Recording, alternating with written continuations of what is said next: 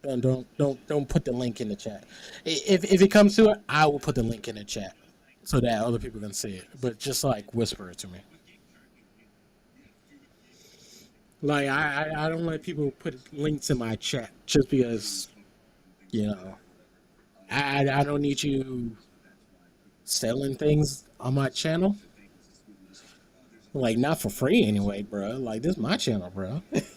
Don't try to sell something for free on my channel, and I don't get no ducats out of it, bro. I need my Scrooge McDuck paper, bro.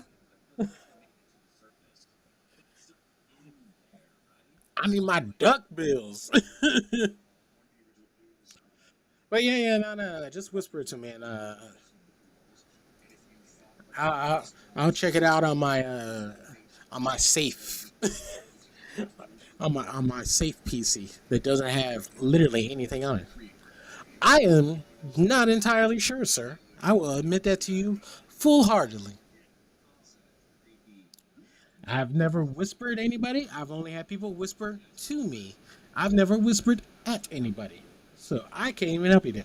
But like, yeah, no. In the top right, next to like what be your ID photo, there's a thing called whispers.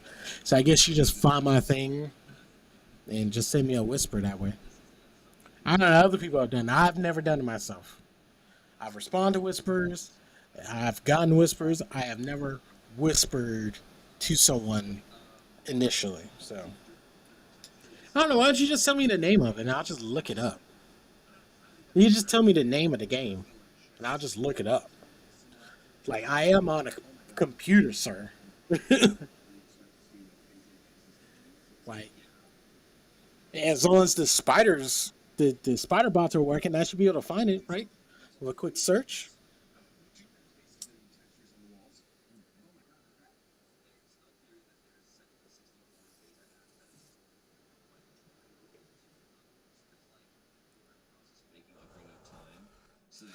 After last night, I think I'm in love with you.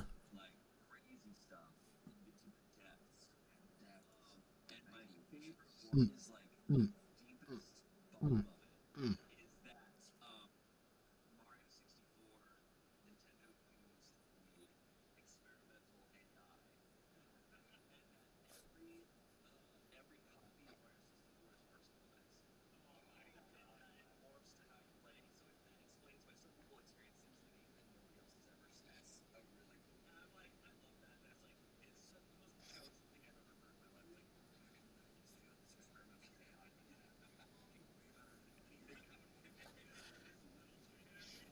Yeah, and Nikolai, you like am I? If you like what you see right now, which you probably don't, I'll be honest. Because like this is not. It's a normal stream, but yeah, just check out my YouTube channel. It's all the same name, and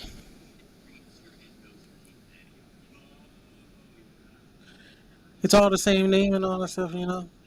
Give me a good old like. Wait, what? I gotta fix Nightbot. Haven't been on Nightbot in forever.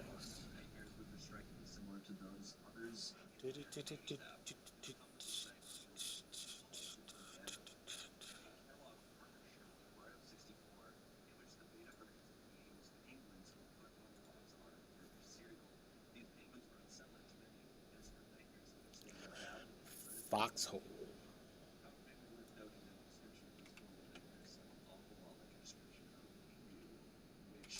Has also caused nightmares with someone.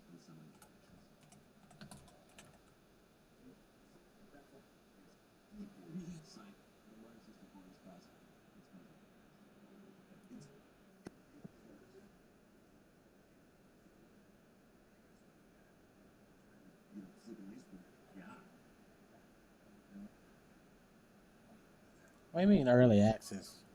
Is Foxhole a tank game?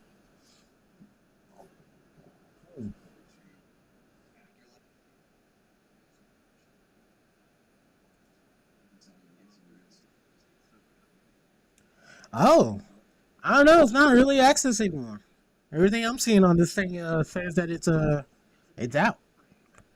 1.0 launch.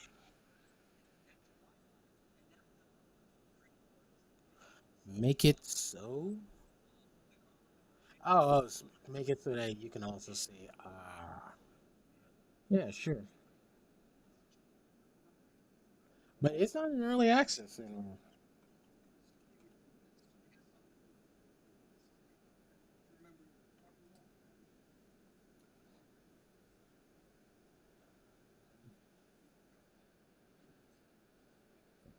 Um,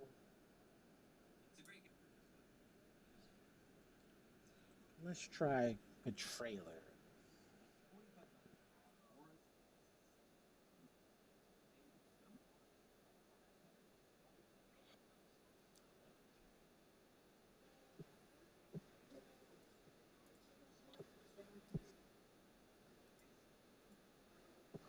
So, are you talking about this?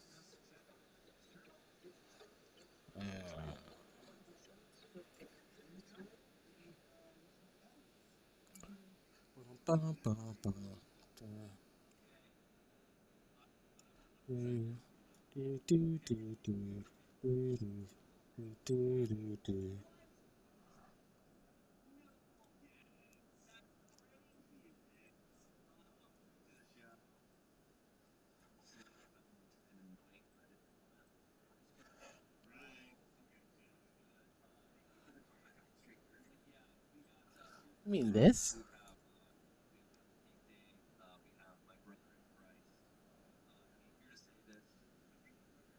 This one's Foxhole Inferno.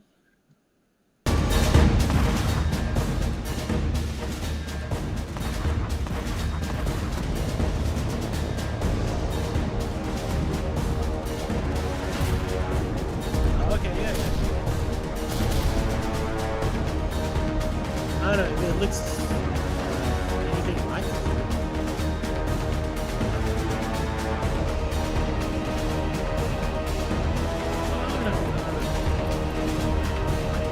Fucking Blitz.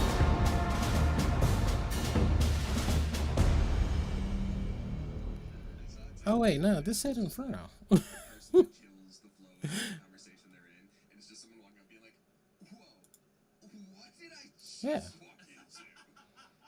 That's like everybody, like, I feel like back in like the early 2000s. How will you serve? Awkward. Yeah, it's the Yeah, like they just had a. that happened. They just released. They just feel like full on released this game. Bitch with fangs in the room, like it's very fun. Foxhole is a massively multiplayer game where thousands of players shape the outcome of a persistent online war. Foxhole is gearing up to launch Inferno, its most ambitious and Shit, expansive the update yet, flamethrowers, good adding God. many highly anticipated features to the game. Inferno introduces player-built facilities.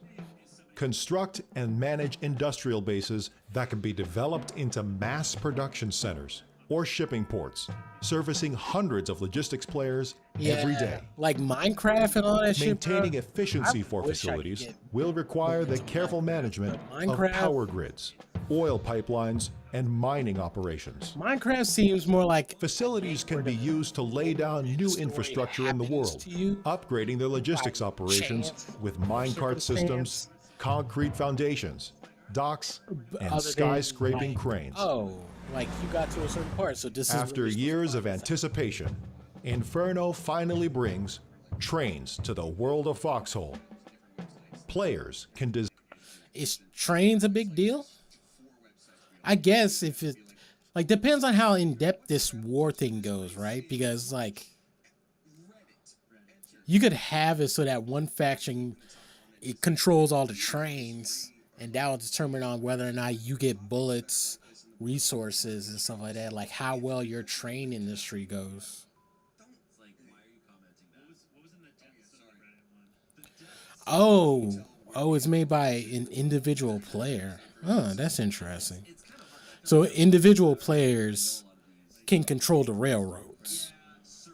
design and build large-scale railway systems, enabling supplies, vehicles, and other equipment to be hauled over long distances across the persistent war. So did they? So before the trains came in, did everything just get like airlifted in, or was it just poof? You just had to wait amount of time and like, oh, look, world. guns. Elaborate train networks can be assembled, complete with forks, switches, and elevated tracks for traversing difficult landscapes. Oh, damn. Basic trains can consist of locomotives, coal cars, and freight for delivering supplies. Combat trains can include infantry transport for delivering reinforcements and armored combat cars for increased firepower at the front. Players can assemble and deploy a mobilized long-range artillery on rails, capable of wiping out enemy fortifications from a distance. With the expanded logistics game, players will be able to produce and supply new categories of weapons to the front. Fire weapons. Flamethrowers, flame tanks, and incendiary rockets will be able to torch buildings, burn down fortifications, and incinerate enemy infantry. Rocket artillery. Mounted on truck, half-track, and field weapon chassis, such artillery will be capable of delivering rapid-fire barrages over long distances at the expense of accuracy and reload time. Heavy tank classes. Armored forces have been upgraded with new advanced tank variants, including the return of the fan-favorite battle tank class. Finally, Inferno introduces a new form of superweapon, one with the destructive power to change the tide of the battle at any front. Inferno also brings many other features, including new in-place weapons, a new vehicle upgrade system, new ammo types, and more. There's a lot more to come in the future of Foxhole, so we'll see you at the front line. Bro, that's crazy with the fucking flamethrowers, man. I tell you that much. That's crazy with the flamethrower.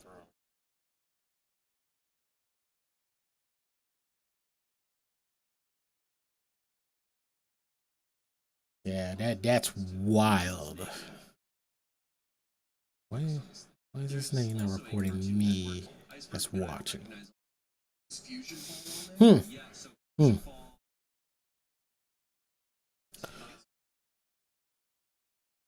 Yeah, but that's cool.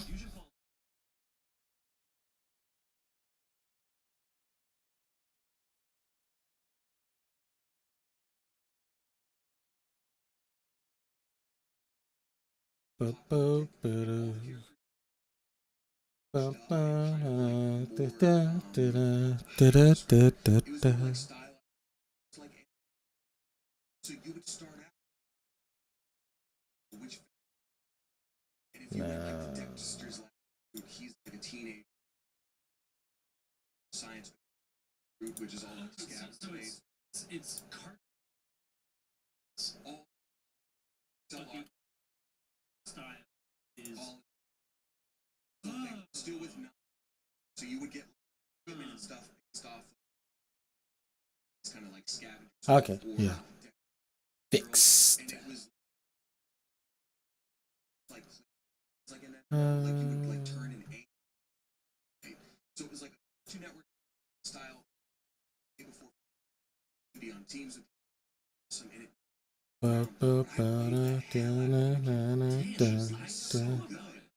Della play.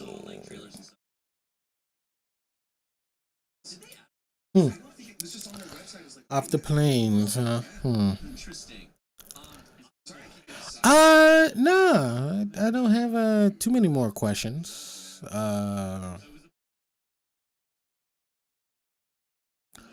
It's like I don't know how in depth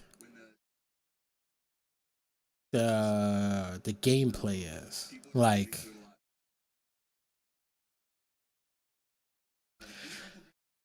it seems like it's a shame that it's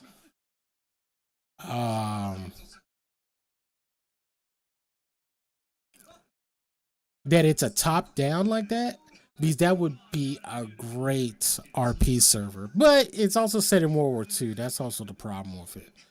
Like that's why GTA RP is stuck with using GTA 5 as its base, just because Red Dead 2 is the better engine and graphics and all that stuff and mechanics. It's better mechanics and better character customizations and all that stuff. But it's stuck in the 1800s.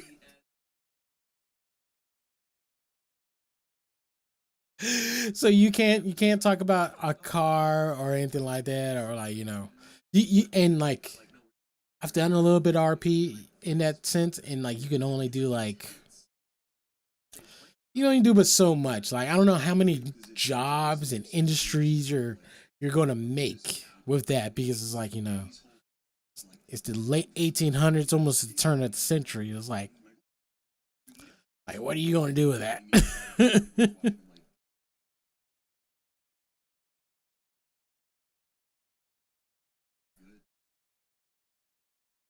Like, what are you gonna do with that? hmm. Hmm. But yeah, I mean, is it just a persistent war? Like, can you just like hop in and then you just start going?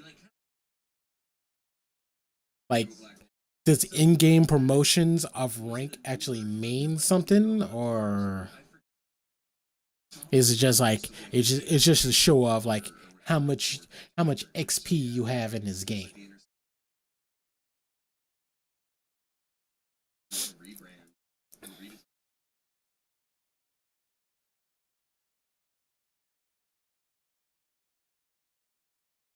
Bum, bum, bum, bum, bum, no.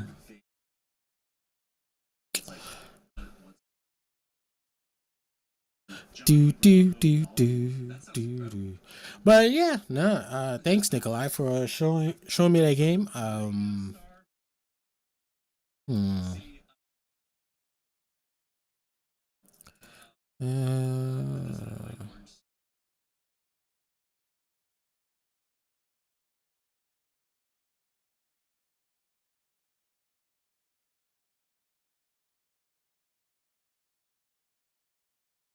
the war could take. Oh, like in real life, like it would take a month in real life, huh? Am I? Yeah. Huh? That's interesting.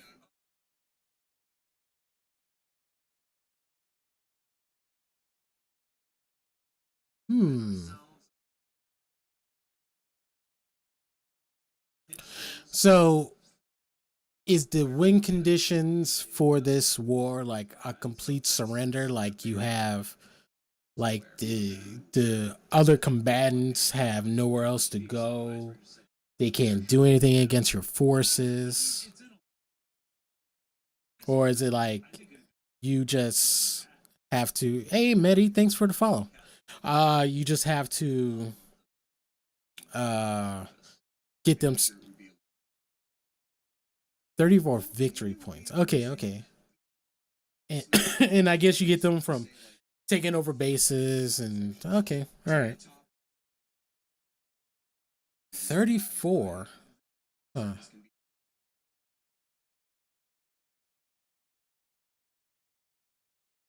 Yeah. Yeah. I I don't know. 34 just seems like an odd number. Oh, okay, okay. Huh. Hmm. That seems interesting. Take over a city, then you strategically have that city so that you can build more railroads and stuff like that to be able to get your things in and out, and then the enemy can't get things in. So you have to capture like each city, or depending on the size of the city, probably worth more victory points. And there's probably like little side missions that can give you victory points. Hmm.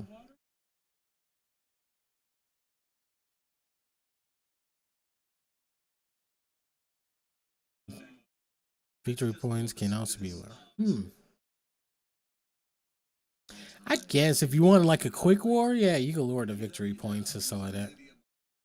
Uh, I don't know. This sounds like a spiffing brick game. What mistake? Mistake. Usage which mistake what? Am I mistaken something?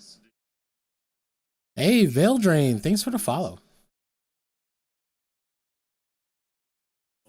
Oh, you mean what?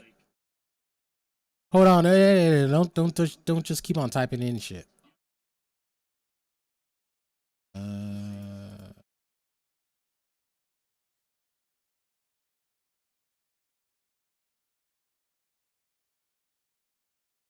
What? AI mod? I didn't actually stop typing that in. Nikolai, stop typing that in. The AI is going to time you out, bro. Stop. All right, and it's not even the AI mod. I don't care about nuking cities. You can nuke cities for lowering the capture points. Wait. So you can have full on nukes in this game? Like, how soon can you have a nuke?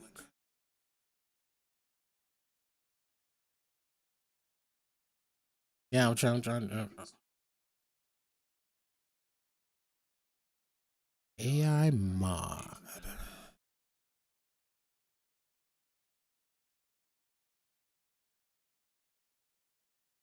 Oh. No, that's not what I'm looking for.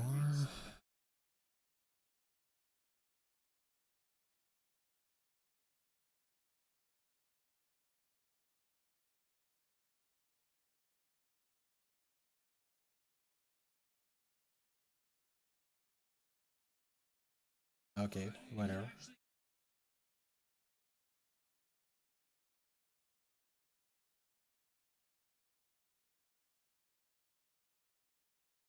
Yeah, no. Like, no, it's just saying because it's like it's a thing of violence, and I'm trying to get it to not say that. Okay.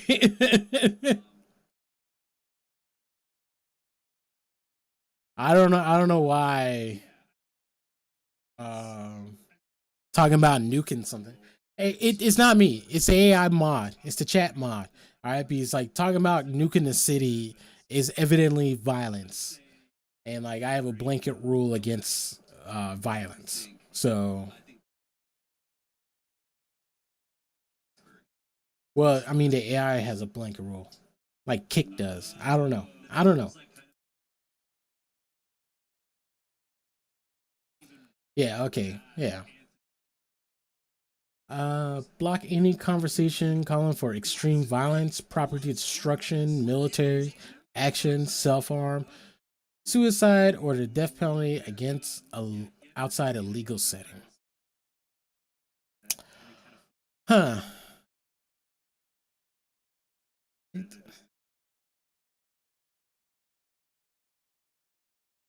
Block any conversation involving violent jokes or threats, kick punches, animal cruelty.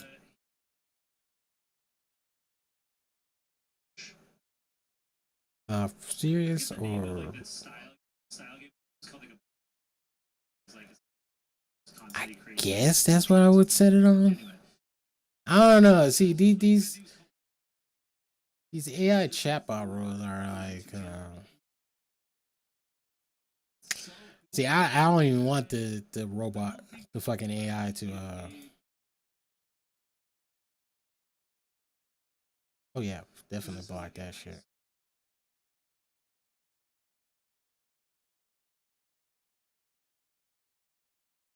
Yeah. Wait. So, see, I never had to look at the chat message moderation. Thank you, Nikolai, for spanning nuking cities 3 times in a row for some reason. Hmm. Drugs and weapons are unfiltered, like by default. But violence was set at moderate. But you can't talk about military actions, even though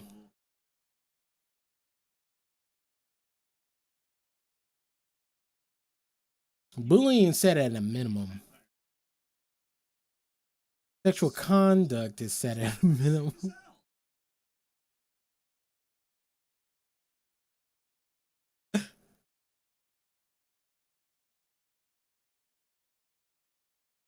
Like it's odd. It's an odd thing.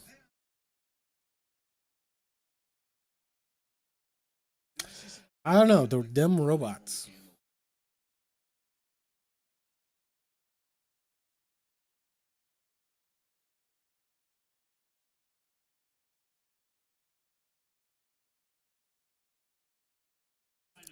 What happened there? Oh, just lost that whole conversation. Bum bum bum bum bum bum. Welcome everybody on all the platforms, and welcome to all the brand new Kick members. How y'all doing? How y'all doing? Yeah, we just talking about like this and that and the third. So, but yeah, nah. I don't know. It's the weird things that you don't do. Like I didn't realize that talking about in a game. I guess I didn't realize that you were talking about in a game, but it was talking about. But you said, you can nuke a city to lower the victory points or get different victory points. So I'm like, yeah, you're not talking about real life.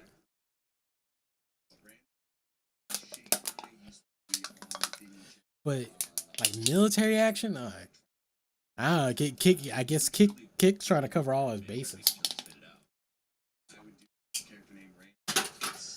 Cause I don't think did it flag you.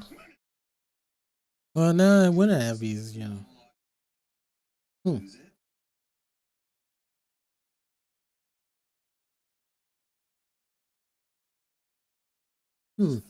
Interesting.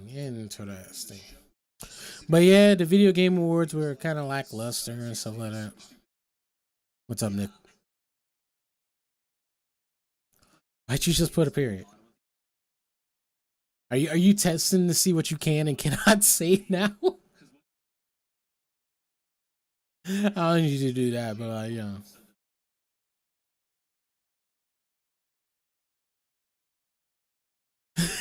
No.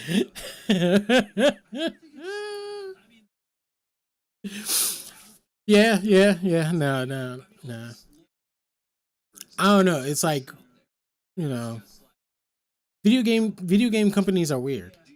It's like, okay, so everyone's talking about this Steam machine and stuff like that, and I've heard people say like, oh, it's not going to do that great of numbers because like it's just like a mini PC, and unless Steam packages Half-Life 3 with it, then it's not really going to sell to like the regular console market and stuff like that. I'm like, okay, if you want to think of it as them trying to branch out into the console market, yeah. But the way Valve has kind of made their money, since they're not publicly traded, they're their own company, they're not beholden to shareholders and stuff like that, they kind of just do whatever the fuck they want.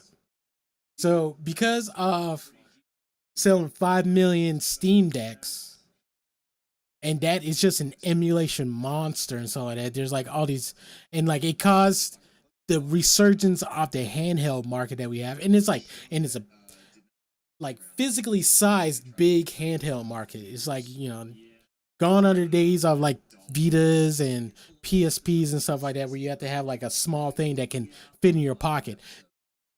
None of these new handhelds can fit in your pocket. There are strictly backpack carriers, bro. Like old school Game Boys, PSPs, Vitas, all those can still fit in your pocket and you can take one to go. These new shits, nah, you can't do that shit. So it's kind of mobile, kind of not mobile. SSD and AMD APU, I've never seen that kind of tech. Yeah. Those. Heaven forbid that they're like, someone tries to compare them to like, one of those Next boxes and stuff like that. Oh, these mini PCs and shit like that. But what I will say, what I was trying to say was, it is going to be a glorious golden age if when that comes to market and is priced competitively. If Valve does the stupid thing and say we're going to lose money on each one of these and price them for like 400, maybe $500, bruh, the indie game market will explode. It will explode because there's already a ton of indie games on Steam itself that aren't on console games. Like great games that aren't on console and then like go on console later. But they're on Steam first. Like Nikolai was just showing me that one game. Uh Foxhole. That's only on Steam. That's not on consoles. But now you can get a console person who plays games in their living room on their couch. They can play the Steam games in their living room on the couch, and then they can play Foxhole in the living room on the couch. So that them and the roommates, them and the kids, they can all play Steam games in the couch now. It's just not relegated to monitor and fucking heavy ass PC. Like you can take that shit with you. It's a Gabe Cube, bro. They re it's the remake of the fucking GameCube.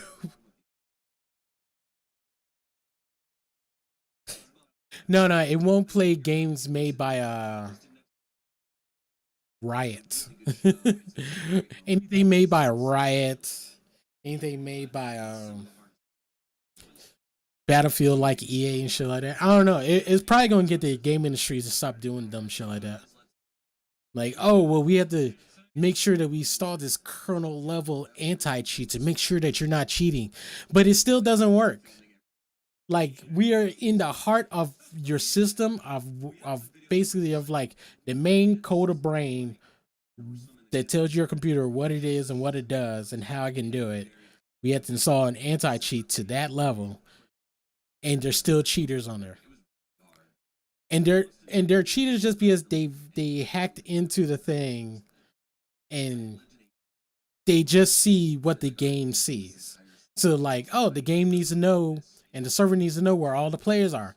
Oh, let me just be able to look at that bit of code and now I can see where all the players are. Like that's the problem with it, is like it's a computer thing and you still have computer level access to everything.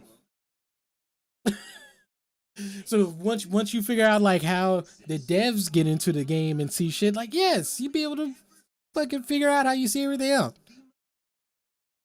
Unlike most game dev companies, it's definitely pushing that. It is an unfinished game, which is kind of nice. Yeah, I mean, look, ever since the age of video games where you're persistently connected to the internet and to buy stuff for your video game is just a DLC that they give you the licensing code and tell you like, hey, because like I remember when DLCs and all that stuff first started coming out for video games.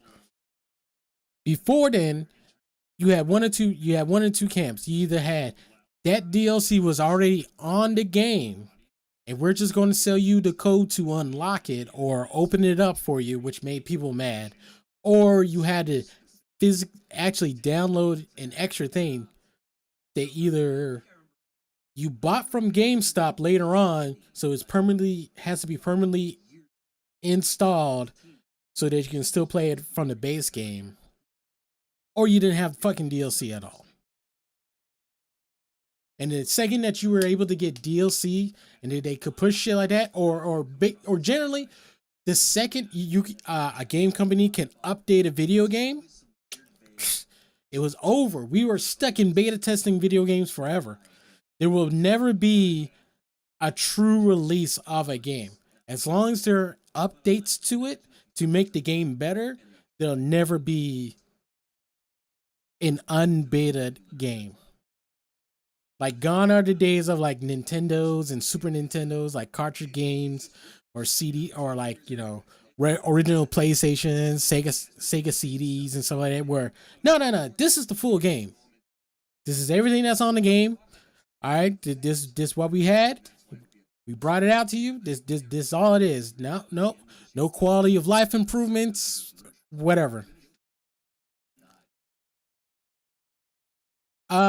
You could buy Destiny's first DLC on the disc, separate from the base game.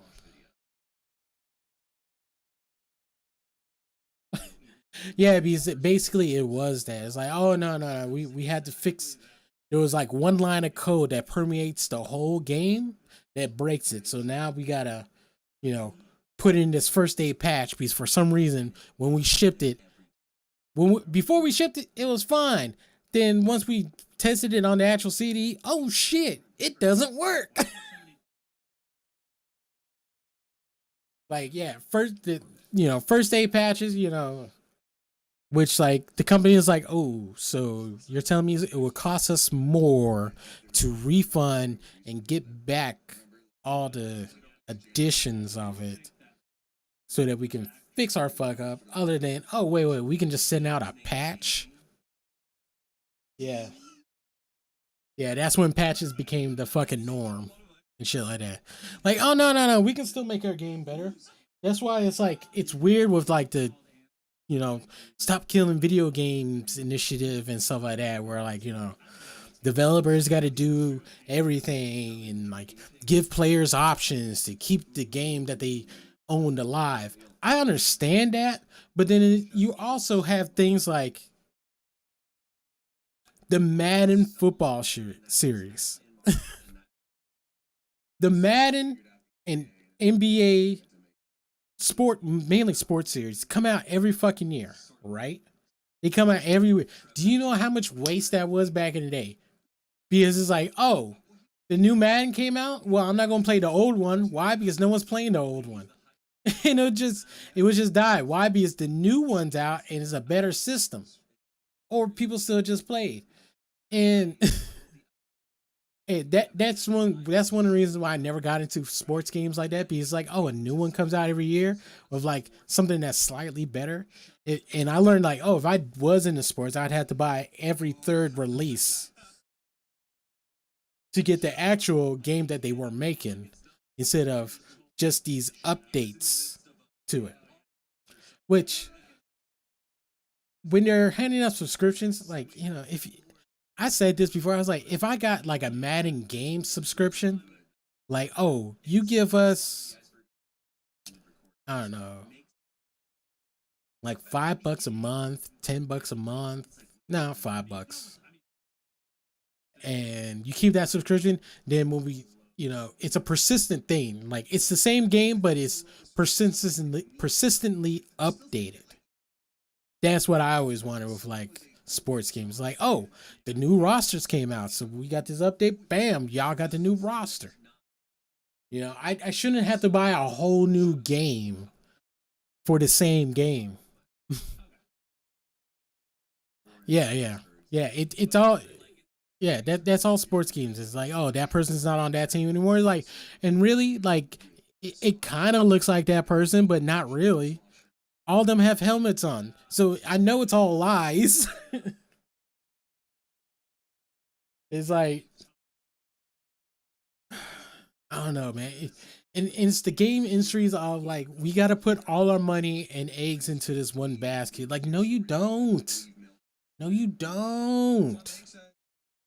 They made great games with smaller people, and it's the crunch of time. They're like, oh, well, we got to shove as many human bodies on this as possible to make this game work faster. And then you realize it's like, oh, we threw 10 bodies at this and only 2 of them actually do anything for this game, so we got to fire the other 8 because they're not making us any money on this game. They're costing us money.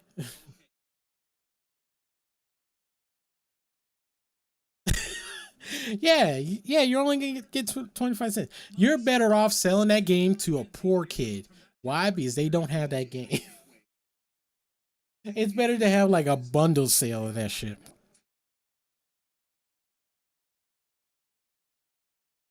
Yeah, it's a weird thing, man. Especially like yeah, and when that market came up of reselling video games, and you only get about so much for it, but then they still sell it at like a very like close price. Oh, thank you. Yes, old school Murphy RoboCop. Yeah, that new one, the newer one was all right, but I don't know. It didn't show that the city of Detroit had fallen to such dire straits that it needed like a fucking clanker cop. And he's not even full robot. He's a cyborg. Like, yeah, he's not an android. He's a cyborg, but he was still partly human. Yeah, like, he still had like fleshy bits and stuff like that. Yeah. But like old school RoboCop was like unintentionally funny. It was just funny for like reasons, which you have to have the wide gambit of emotions and things. All right, like the saddest a story needs to have like all right. The best part, if anyone's seen the movie The Girl with the Dragon Tattoo, that is a heavy, heavy movie. That is a heavy movie to watch. They don't let up at all on it. It's suspense, suspense, suspense. Except for one part where you see Daniel Craig almost get caught and he turns around and he slips on some shit. He slips on the ground trying to run away. That part is what made that whole movie. It was like, oh yeah. I needed something to break all this tension that I've been feeling in this movie. And like you got it like right there. Oh yeah.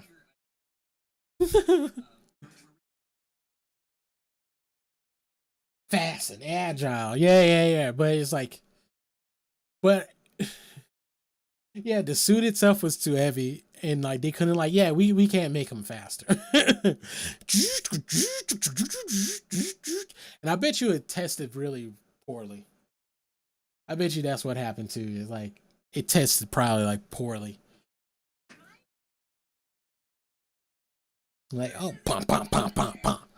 Like, can you imagine that him just pom pom pom pom pom pom just running on criminals? Them driving around in 4 tempos and shit. Which, what kind of suspension did those cars have, man? He weighed like a ton and shit like that by himself. Like he should have been bottoming out all those cop cars that he was driving in, unless they gave him like a special RoboCop car. And if they did, that's amazing. That'd be an amazing unknown detail.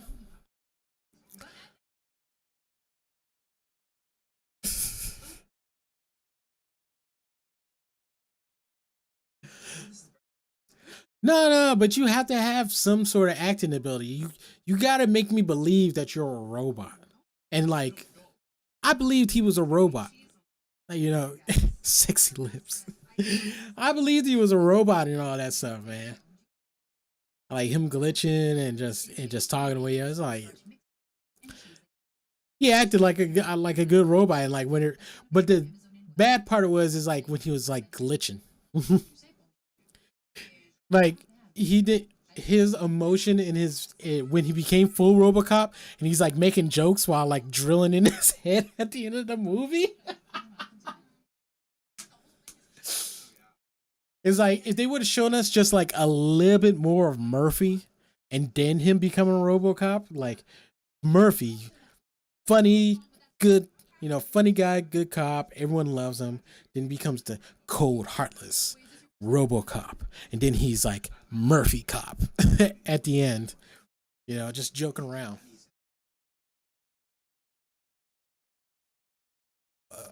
Well, yeah, I guess. Yeah. Well, I mean, I heard someone talking about that. It's like, yeah, like back in like the 90s. Yeah, it was like the 90s, early 2000s.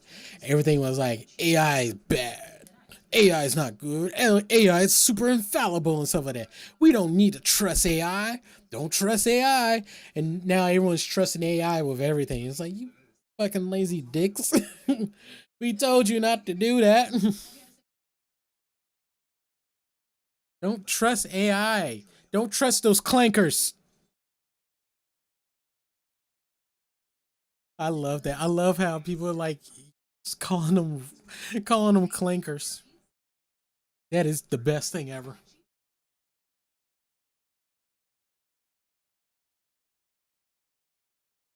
Ba ba da ba ba ba ba da ba ba ba da ba ba ba ba ba da ba ba ba ba da ba do do do do do.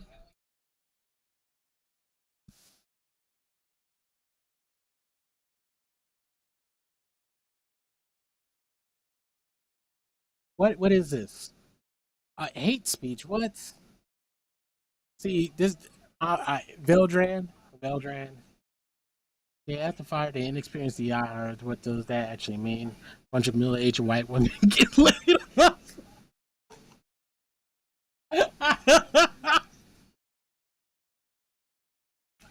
Yeah, kind of. No, because that's one that the one aspect that people don't understand about, I guess, jobs and stuff like that is like you don't like they can tell you why someone was fired, but then it's like, are you really going to believe that? Is it hate speech?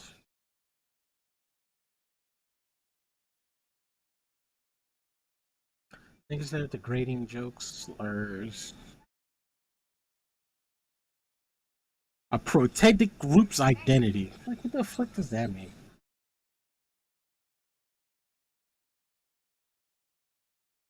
Bro, like that group's so fragile that I can't talk about them. Yeah, but I think I need to keep this the way it is because I can't let you degens just say whatever the fuck you want. I'm not that big enough of a streamer yet to let y'all do that. I'm not big enough yet to let y'all say whatever the fuck you want. Yeah, it really doesn't. It really doesn't. I don't mind myself. Yeah. But yeah, I mean, and like I'm trying to change it, but like a lot of it's just like really you wouldn't be able to poke fun at all. I like to avoid content if it includes slurs, hate speech, or yeah, like what you said about the DI hires, like yeah. But it's not even just DI hires. I don't think that's what it is. Because it's like we can classify them as DI hires just because like it's a certain way that they think. They think that like ugly people deserve to be in video games, which they kind of don't unless that's part of your character. But um, it's more or less.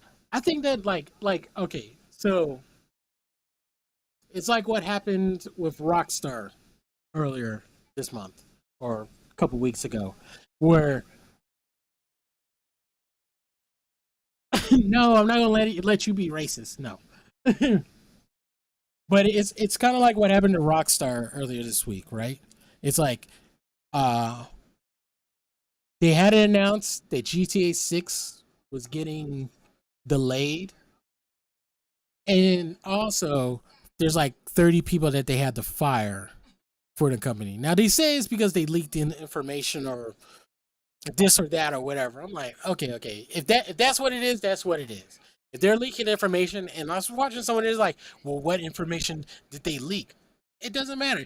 It doesn't just because they leak information doesn't mean that they leaked information to the public. They could have leaked information to a rival company. They could have leaked information to their spouse if they signed an NDA. You're not supposed to talk to anybody about something unless you're allowed to. if you sign one of those contracts. And they found out through the grapevine, like, oh, they talked to a bunch of people. They say it was in a group chat. Well, depends on who was in this group chat. And it's a group chat. All right, people's group chats get hacked all the time. Or people are just unaware of who may potentially see it. So it's like, no, y'all talking about all this, company secret stuff in this group chat. I don't care if it's between employees. You're doing it in a group chat on possibly your private phones. Like, yeah, it's an employee group chat, but it's on your private phones. They're not on company phones. It'd be different if it was on company phones. I would suspect, because it's like, oh, it's a group chat on the company phone. So only the company should have access to it, if anything else. Anything else. But if it's on just your private fucking phones, yeah, private phones are hacked all the fucking time, unbeknownst to people. People screenshot save conversations all the time. That's why we have evidence of like, oh, these text messages and shit like that. The fucking phone company can look up your fucking message history if they wanted to and give you a copy of it. So if they got fired for that shit, fuck yeah, they got fired for that shit. And I just lost like 3 people, which they probably don't agree with me. I don't fucking care. And also, you don't know if these people were good at their job. You don't know. They could have been deadweight ass motherfuckers that needed to be fired. Because 1, they're not contributing anything, and 2, they're just making trouble for everyone else. Alright? Those 30 people could be the main reason why the game's delayed. They're fucking gossips, and they haven't helped anything to make the game come out faster. Yeah. There's like a protest, like, you got fired. It's like, it's so what? You worked in the game industry. As long as you show that you did competent work, you should be able to get another job in the game industry. Or, heaven forbid, since it's the game industry, you can make your own fucking game and sell it on Steam. Like, you know what you're doing. You worked at a game company. Now, unless like you just did something that like didn't contribute to the making of the game at all, like you're a script supervisor or some shit like that, or some other like, oh, you're nothing but assistants. Like, that's another thing. Like, people are like, oh, they got fired for like, you think everyone who works at a game company makes video games? No. There's people that work at companies that don't do the thing that the company makes.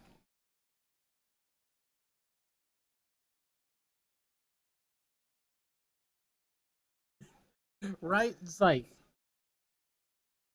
yeah, understand. And it's like, it's kind of like, and it's also, it's the fallacy of these big companies now, right? They make, they put all their eggs literally in one basket. Rockstar hasn't made another game since Red Dead 2. That fucking remastered it. They didn't even do the remaster that was shit. Like that's gotta sink in. Like, Rockstar only makes Grand Theft Auto games. They don't even make any other games. I wish they would have made another Manhunt. That would have been amazing. Like, make other games. Rockstar used to make other games. Rockstar used to have 2 divisions. They had Rockstar and Rockstar North. One of them was based in like Northern Cali, and the other one was based somewhere else. I think in England or something like that. So the studios would make their own games and stuff like that had to come out. You know why? These people need to be paid for salaries for making video games. They've been making GTA 6 for almost a decade now. The only thing that's been paying that company is re-releasing GTA 5 and the resurgence of Grand Theft RP. Grand Theft Auto Online RP is what gives Rockstar a bunch of money. Why? Because you need still to have a copy of the game to be able to roleplay on any of these 5M roleplay servers.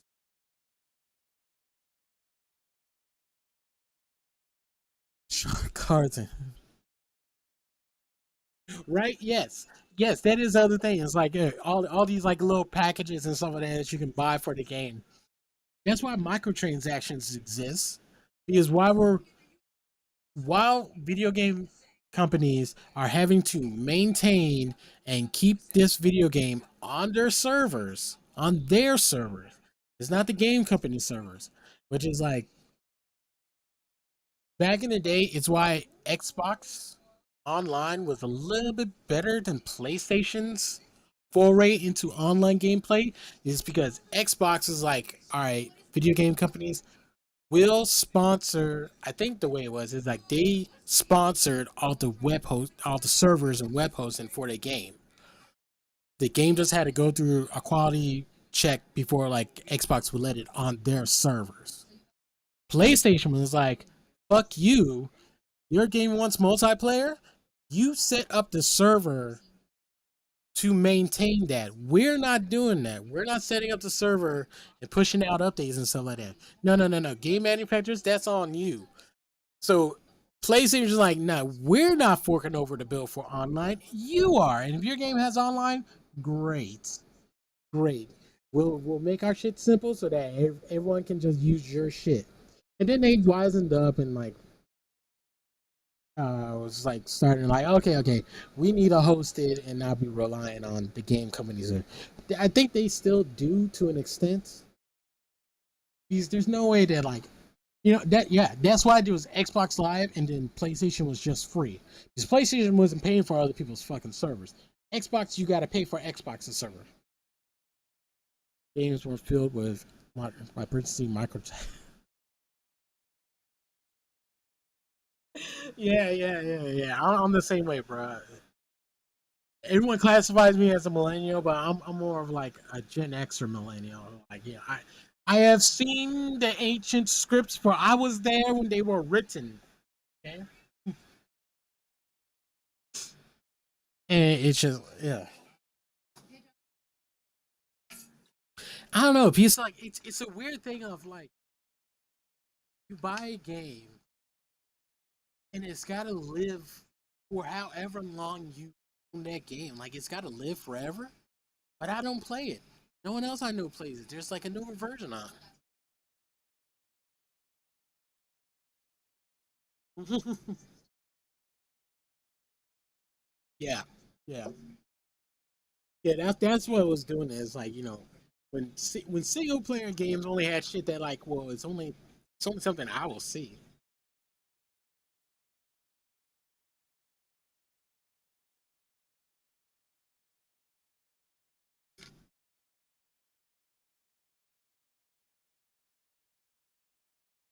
Yeah, that's one of the things. Yeah. I just want to say a shout out to everyone who's been talking. Doesn't matter what platform you are. Thank you for talking to me. Talking in the chats and all that stuff. It keeps everything lively and going. Yeah. You know, I can understand whenever I see Asmongold Gold ranting about WoW and stuff like that. I was like, oh, I see why he's so mad, because it's like it's the company that he loved that made him fall in love with PC gaming and like that genre of gaming. And also it's also the game that made him famous. It made him rich.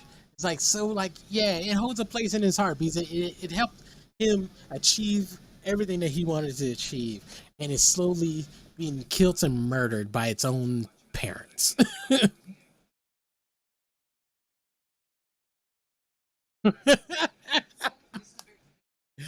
Pander. I don't know. Pandering's not all too bad, but like yeah, sometimes when you do it too hard, like it's like, did we really need a game set in feudal Japan for Assassin's Creed? No, no, we didn't. I really kind of wanted. They have still yet to make a modern day Assassin's Creed. I would rather play that than keep on going into the past about bullshit. It's like it's not even like Assassin's Creed isn't even about the Animus and the Assassins versus Templars anymore. It's like no one talks about like the design of like the cities. Like that was the thing about it. It's like they used to be like really big maps that was like everything was just done so well with it. Like, especially like the city design of it. It wasn't even about like how the AI acted because the AI was dumb as shit in all those Assassin's Creed games. And like it like sometimes it doesn't even pay. It's even worth to sneak around. It's like you can hold off like AC2. AC2, you can hold off like 15 dudes by yourself. AC3 was great. Like, oh, like I don't even think the Assassin's Creed games like they don't make you care. And like that was the thing about it. It's like you don't care about video game characters. Like like the reason like my whole stream started with like the video game nominee awards and clear and Expedition 33 is in like almost every fucking category as they deserve to be. That game is amazing. Everybody and their mama was talking about that game. People who aren't even into video games were talking about that game. Like, oh, I played this wonderful little game called Clear Obscure. It's really great. The music is really fucking good in it, and like the character design is like it made people into gamers. And that's what we're missing. There's just too much of a market of we need to keep the video game gamers that we have now, and we need to or it's either we need to keep the ones we have now, or we need to pander out to everybody to try to get them to play our game, which they weren't going to play our game anyway.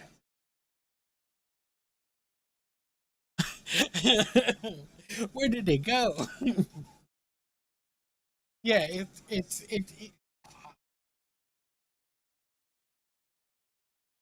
piece of glass. Stab myself with a piece of glass. What the fuck? Anyway, yeah, it deserves all its praise. I really love that game. I love playing the fuck out of it. Glad it was the last great game I played before I canceled my Xbox Game Pass, and I might buy it on Steam. Why not? I already played it, so I know all the twists and all that stuff. And I I don't need it's like Sandfall Interactive. Please don't make anything.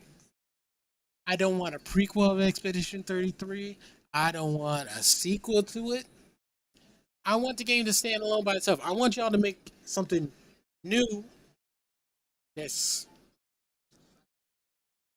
I don't want to say just as amazing because like I don't know, it took y'all a long time to make that and everything just came wonderfully together. Exact. Oh man, that game just takes away so much from you and so much friction. The only real complaint I had with Expedition 33, and it's Fallout's fault. It's the Fallout thing of of there's a lot of dialogue in our story. We can't afford or we can't take the time to make our video game characters act. Because like I know Expedition 33 did like mocap and facial catching facial features and all that stuff, but you don't there's a very big lack of acting. And I mean acting when you're in the camp and the characters are talking to each other. And like either had either had the characters do this move, they went they're like standing with their hand on their hip like this and talking. Like they put out their hand like this, or they're like this, or they're just like this. That's the amount of acting that went on in Claire Obscure. Everything else, the story is amazing on it. The twist and turn is amazing on it. Um, you know, the gameplay was phenomenal. A turn-based action game. That was wonderful. Because I kept on saying like, I'm like everyone like, oh well, fuck you, game. When is it my turn? I thought this was a turn-based game. This isn't a turn-based game at all. Like, when's it my turn? Uh, everything's great on that game, except for the acting. They can't act for shit. Yes, even though it's French as all fuck, I did not mind it. I did not mind that it was French as fuck. that made it as the fucking as French, and like the Frenchiness of it made the fucking sadness even more great. I'm like, oh well, it's like this because it's French. It's French as fuck. Maman, like it had everyone fucking speaking French, and like now that Gambit is out on Marvel Rivals, everyone's speaking fake ass Creole now. Like, oh, babe, mon cher, étouffé. Like they're just saying like French sounding words. Yes, exactly. This fucking mime just beat the shit out of me and stuff like that. What the fuck? Nevron? What the fuck is that? Wait a minute. You get your power from fucking feet? like when fucking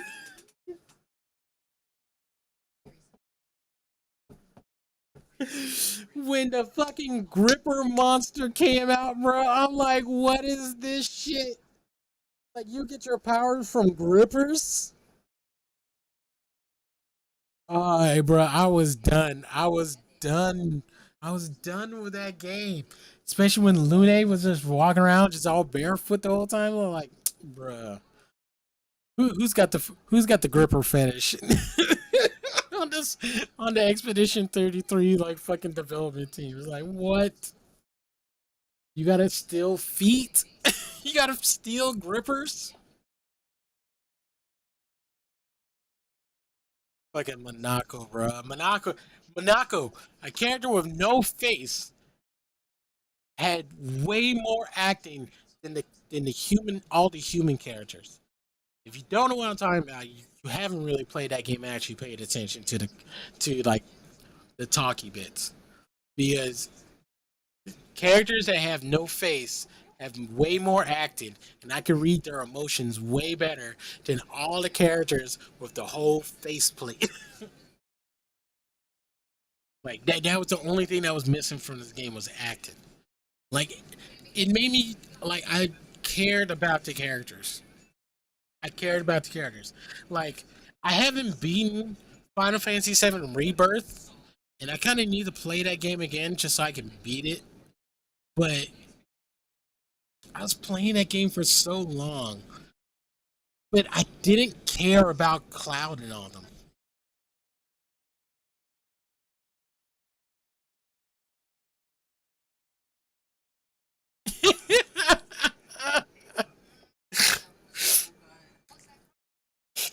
Right? Because her thing is energy absorption, right? So like she just sucked the life out of him, like literally, like right from the vagina. Just suck it through his dick straw, like right into her. Uh, I don't think he has every STD. Like with the demon look and stuff like that, I don't know. It's like there's a very fine time, like when his demon eyes are acceptable and when they're not acceptable. It's like frightening when he's a kid and he's an old man. It's gonna be frightening, but like right now, he's one of the genetic mutant wild.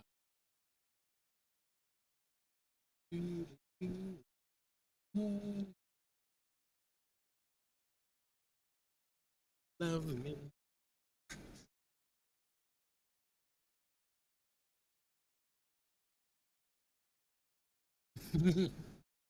But oh, Remy, fuck yeah, Remy Labo. I love it. He's like, I'm like my dad's from Louisiana, and like we're like part Creole and all that shit. So like except for he never learned any Creole, so he never taught it to me. I didn't spend enough time with the Louisiana relatives to learn it. Oh, I believe you me, bruh. If I could have spent one summer down at my grandma's house in Louisiana, bruh, I would have learned all the Creole. Just come back, just come back to Virginia or Japan or something like that and be talking like, "Pipette." That's a slur. That's me cursing in Creole right there. Pipette. Yeah. It's not French. It's Creole is not quite French. It's like French adjacent. Mon cher. It's like you're trying to be sexy and it's a language of trying to deceive people and fool them.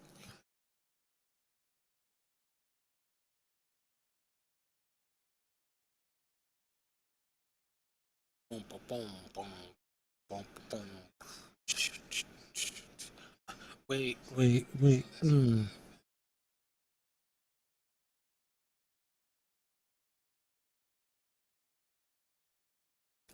Uh, yeah, until you got to see all the rogues, bits and goodies in True Blood, and I guess that shit went out the window. Be like, oh, yeah, True Blood was fucking gross.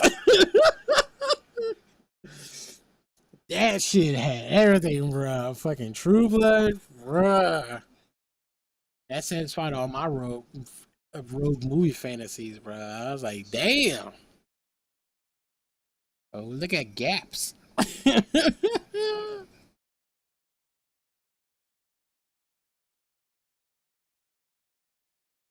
a booty. Yeah, those movies were odd. The X-Men movies.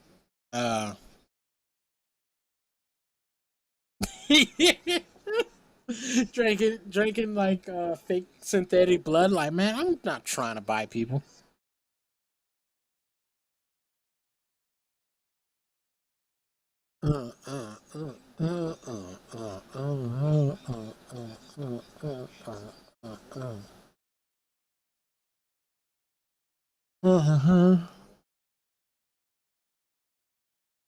Right. It's amazing how the YouTube algorithm, you just watch one thing that's just uncharacteristic of yourself, and then next thing you know, it's just cursed.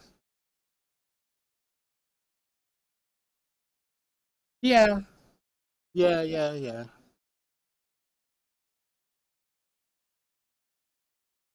Yeah. I don't know. It's when they changed Mystique. Like when they made me try to start caring about Mystique, I'm like, oh, okay. I kind of do, kind of don't. Uh Magneto uh, became the thing that like imprisoned them. Almost a Nazi, bro. Almost like But then it's also like, nah. Wouldn't you be that way, like, bro? Like the best line is like she's like, oh, from one of the movies, they're like, oh, why don't you mark like the rest of you? He's like, bitch, I've only been marked once in my life, and I will never let anyone fucking mark me again. I was like, fuck yeah, hell no, you want it, bro. Like there's an old comic where the Red Skull and Magneto were supposed to team up and shit like that. And like Magneto's like, you think I would ever join your Nazi bitch ass? And just shocking the shit out of him with magnetism. He's like, nah, Magneto would never associate himself with Red Skull. Red Skull is a no Nazi, bro. Fuck no. This poor Jewish kid that was locked up in an internment camp, fuck no. If they ever wrote that shit, fuck no.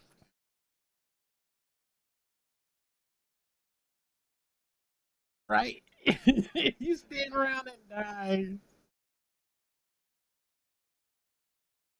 He didn't have like really good powers anyway.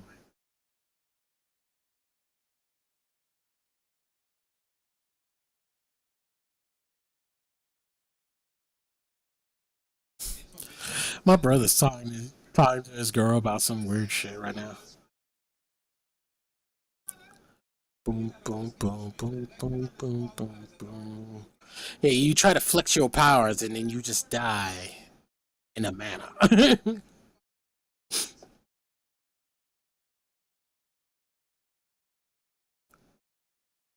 Yeah, that's yeah, yeah. But I mean, when you talk about like Omega level mutants, like that's like real nerd shit. Like, oh, you've read comic books if you know what that actually is. Like omega level? What does that mean? Like, oh, there's different levels of mutants? Like, yeah. Like, yeah, I was playing Rivals with my brother, and we're talking about, like, one of his boys, and we're talking about, like, yeah, the genetic mutant lottery. Like, yeah, Rogue and fucking Gambit got that shit. Why? Because they look like people. They look like people. And like, yeah, Remy's got like demon eyes and stuff like that, but like, he just looks like a 60 dude, right? And his power is innocuous enough that like he can just hide it.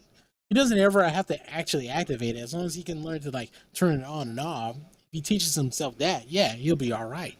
Rogue's the same way. She's done everything in her life to like make her power doesn't do shit unless she wants it to do shit. That's understandable. It's the motherfuckers who are, you know, you're a regular kid, and then you hit puberty. Next thing you know, you're a frog monster. You did not hit the immune genetic lottery on that.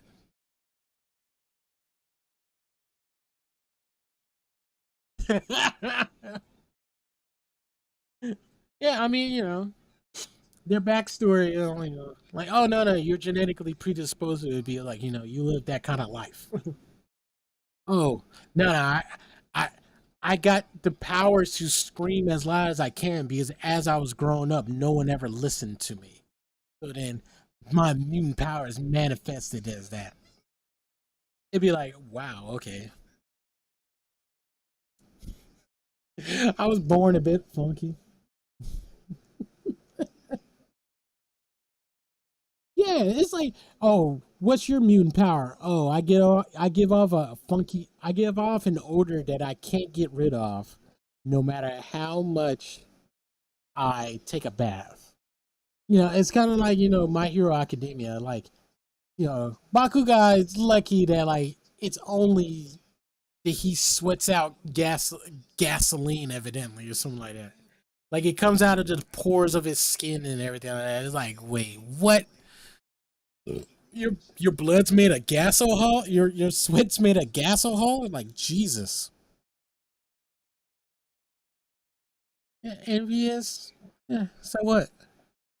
He's a rich mutant. He's a mutant who he ain't got to worry about nothing. He gets to speak his mind. Guys, we're all mutants in some way or another. Even the normies. Normies are the worst kind of mutants.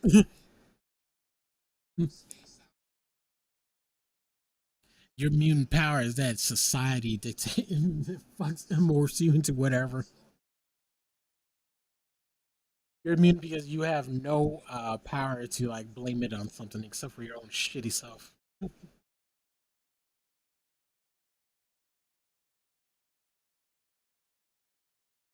Yeah, I would say he's a mutant.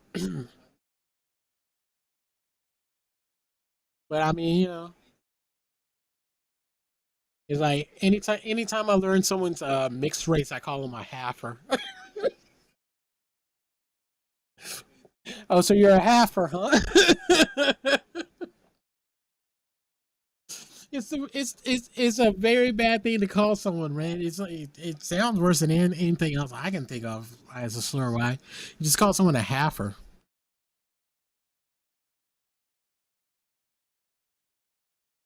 Makes less than 60K a year. Yeah, yeah.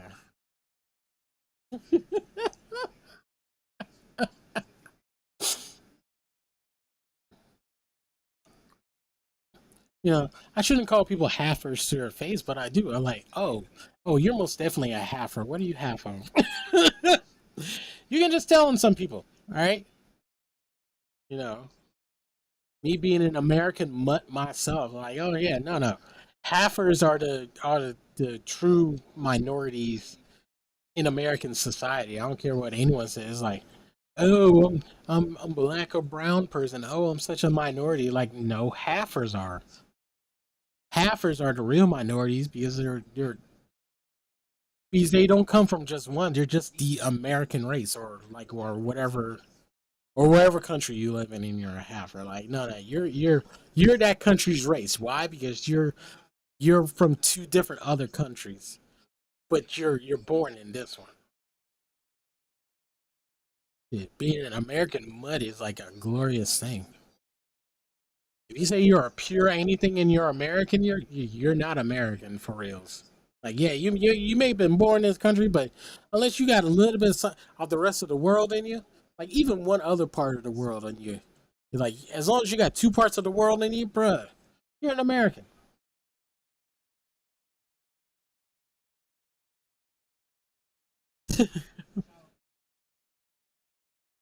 Yeah, it's like whichever more of a mutt you are, and so like that. But 23andMe, woo, like that company went bankrupt, man. So like, and some other company bought up everyone's fucking DNA. So like, whatever agreement clause that 23andMe had, that shit's out the window. Why? Because they basically sold your DNA to the highest company. That's a scary thought. And the scarier thought is like a thing that came true from MGS2. And I'm not talking about the big speech about like, AI coming and determining context because like humans forget that context exists. I'm talking about I got an ad from Xfinity the other day telling me how they can protect my home because their Wi-Fi can tell the police tell exactly where I am. Excuse me? I don't need Wi-Fi saying where the fuck I am.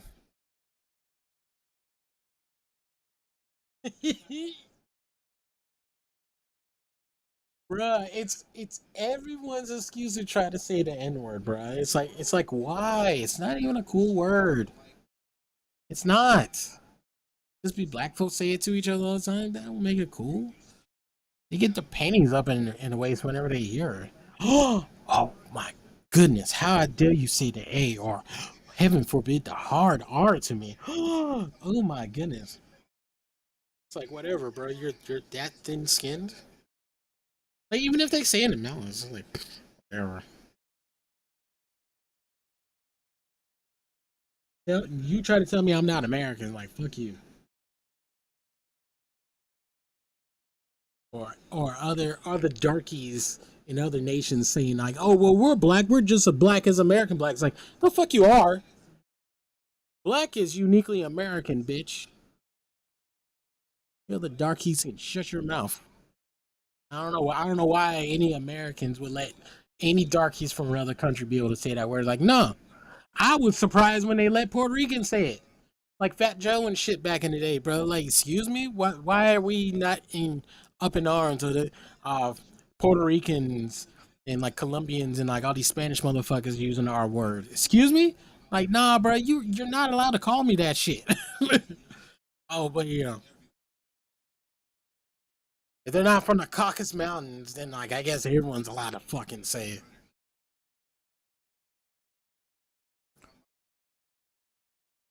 Like anybody from the Caucasus Mountains, as long as you ain't from there, you can say it.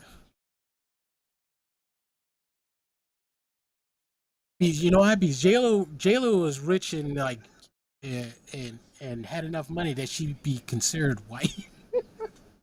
So that Jasmine would be like, nah, you shouldn't be saying that shit. What are you saying, bitch? Rich people don't use that shit. They're above that. What are you doing? That's poor people speak. Only poor people are allowed to call each other.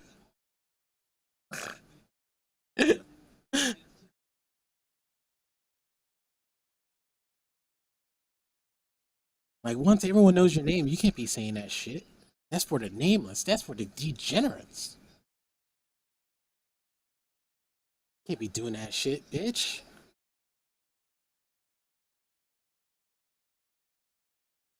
Uh-uh.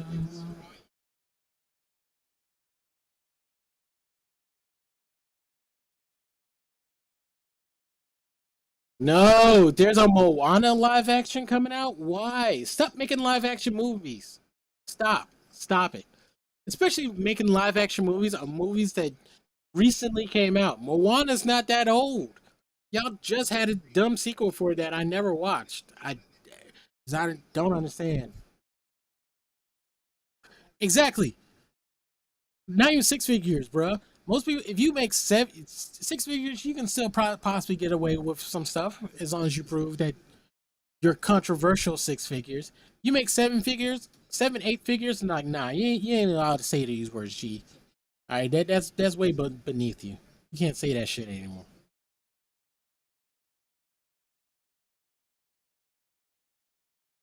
Is it a shot for shot remake of it?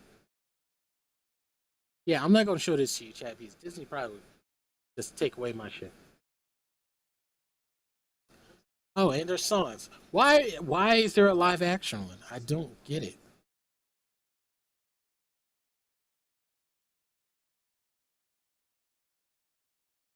Bruh, the CW had some bangers, bruh, before like, they turned it all garbage. I miss the old television.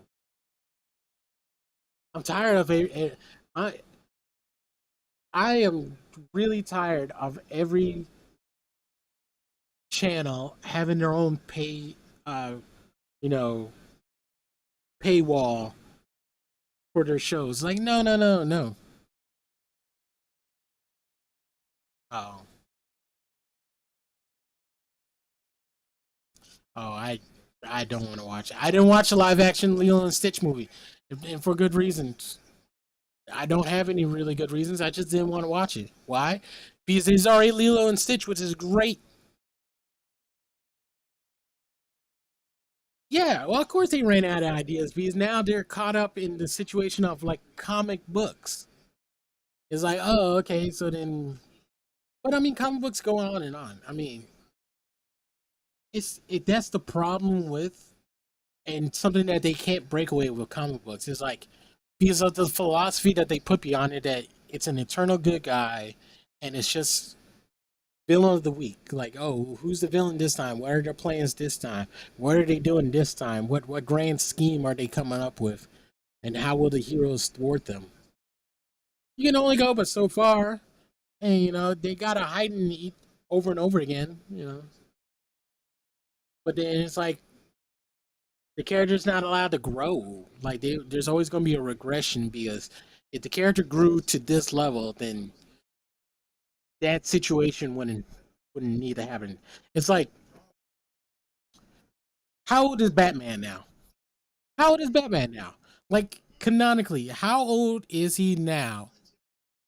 The main Batman DC Comics storyline, the one that is pure canon continuity, because Batman has like 5 kids, right? Each of the Robins is a child of Batman.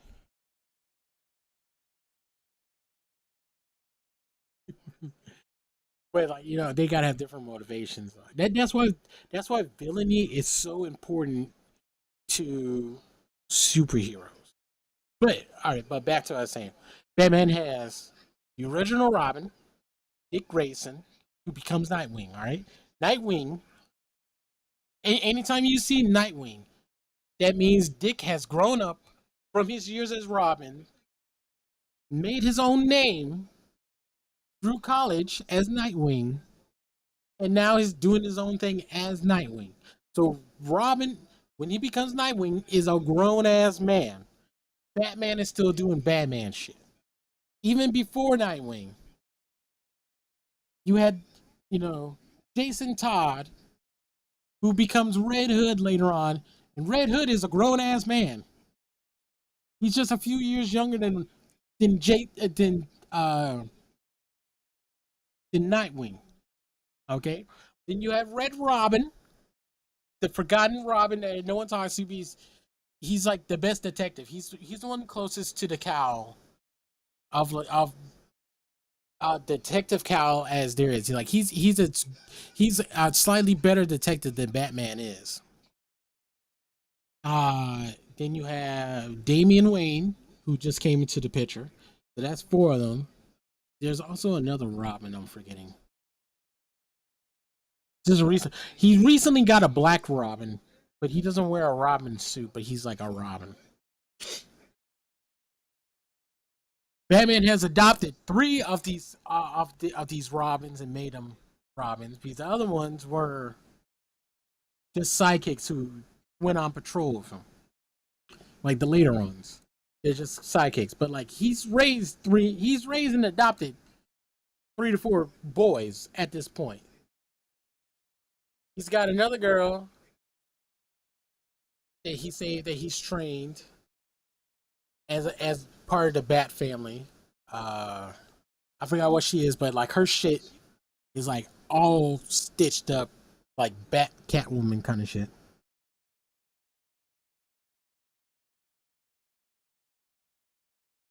But I don't know. It's that word grooming that gets thrown around, bro. It's like it is a bad word. It always will have bad connotations, but it's like it's the way that people throw it around. It's like it's the weird way that people thinking like, oh, Batman's doing weird stuff with Robin. I was like, do y'all not know the character Batman? He wouldn't do any weird. He's too busy being both Bruce Wayne and Batman to actually be able to do some shit. He is a very neglectful father. And that's because it's the mission of fighting crime. But he's not adopting any of them. Most of them don't even have a public life or persona. It's like, when was the last time they showed Bruce Wayne and said, oh, and his young ward, Dick Grayson. Dick Grayson was the last young ward that was publicly taken in by Bruce Wayne. If you look at like the DCAU and like the DC guy, from the last I've read, people don't know too shit about Damian Wayne. They don't even get a chance to ask Bruce, like, so who's the mom? Bruce Wayne doesn't answer press conferences and questions, okay? No, I know you're poking fun, but it's for everyone else. It's for everyone else. It's like you got to practice your arguments for people who aren't poking fun. It's like, like he's slightly too busy being Batman and Bruce Wayne. Like Bruce himself goes on the schedule of like, let me just take this quick cat nap and then my body will wake me up, or I set the bat alarm for like, let me get 30 minutes and I'm good. Which I've done that shit. Not live a full complete Batman like sleep schedule, because that shit is insane. That shit has you breaking down 30-minute maps every like 4 hours or some shit like that.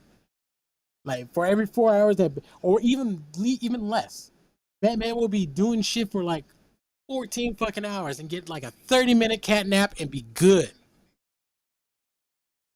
It's discipline. That's Batman's powers, is discipline. It's being rich and have discipline. And the richness is just for the gadgets. If Batman didn't have his gadgets, he would still be a dangerous monster as just Batman. Because he's a dude that goes out in the middle of the night and punches criminals in the face on a regular basis. With no powers. He's a dude fighting crime, beating up criminals without a healing power. He has regenerating powers of a regular fucking person. Even worse, because he doesn't get any sleep. Batman is on permanent injured reserve. He's always recovering from another injury, and he has to play another person. He's got to go out of his mansion and do stuff. He's got to run a Fortune 500 fucking company. Even though there's a board that's always trying to do shit behind his back and stuff like that, he's got to keep those motherfuckers in check on top of everything else. Like, Superman, what's your job? You're a reporter for the Daily Bugle? Oh, that sounds really hard. That sounds really hard, Batman has to be the smartest person in the room. Why? Because Superman's not there thinking about what is fucking Lex Luthor's next fucking move. He's too busy having a life with Lois fucking Lane and trying to be Clark fucking Kent. Alright? Batman is sitting there thinking like, Ra's al Ghul wants to genocide most of the population. But he wants to keep nature intact and allow nature to take over what the humans once had. So how would he genocide the population, but also make sure that none of the environment, none of the none of the water gets hurt in the process. You have to sit there and think about. That's why people are like, "Oh well, if Batman didn't get a chance to plan." But that's the thing. He's always fucking planning. Why? Because his rogues galleries are made of a bunch of insane doctorates. They got like, oh, how would Poison Ivy do this shit so that she can kill all the humans in Gotham, but yet also make sure that none of her plants are affected by this at all?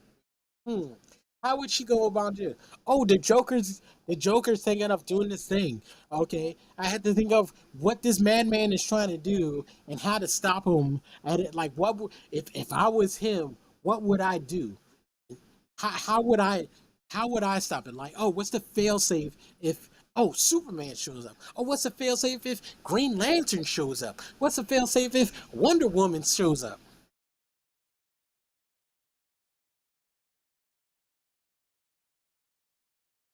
Right? Like that was the only thing I liked about the recent Superman cartoon that they had that was gatekept on like online and stuff like that because that, you know, I miss the old WB DC animated universe, bro. I miss that shit.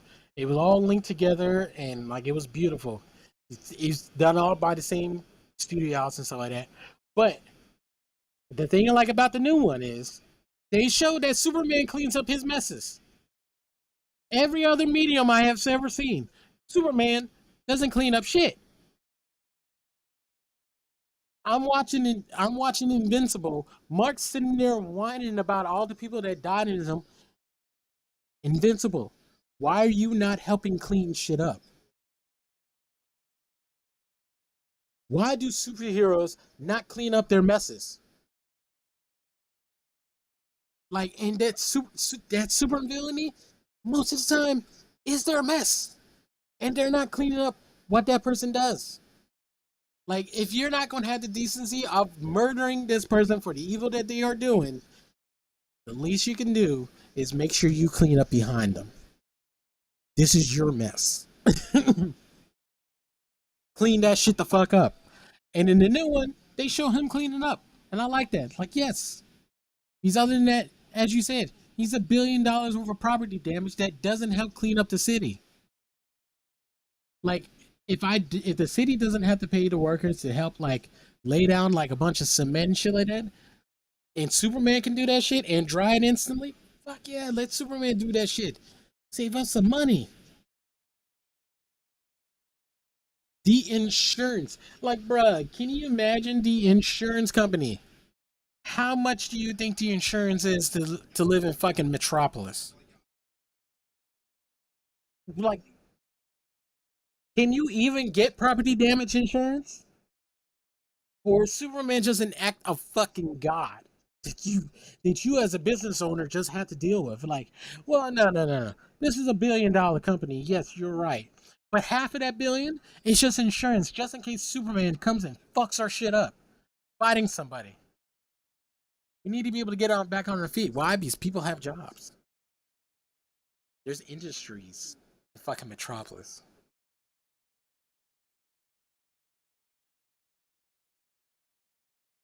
I mean, at least you're alive. At least you're alive. Like, sorry that there's no industries or anywhere for you to go to work. Which, oh my, bruh, the construction industry alone should be the number one job in all of fucking Metropolis.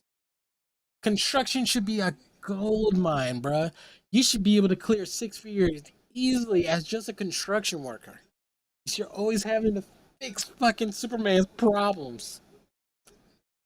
If you're in the industry, like, dude, the concrete industry must be worth tens of billions of dollars in Metropolis.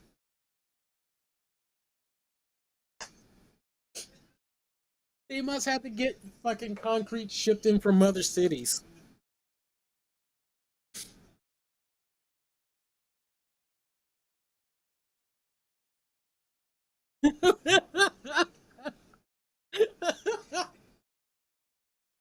Right? Oh my goodness.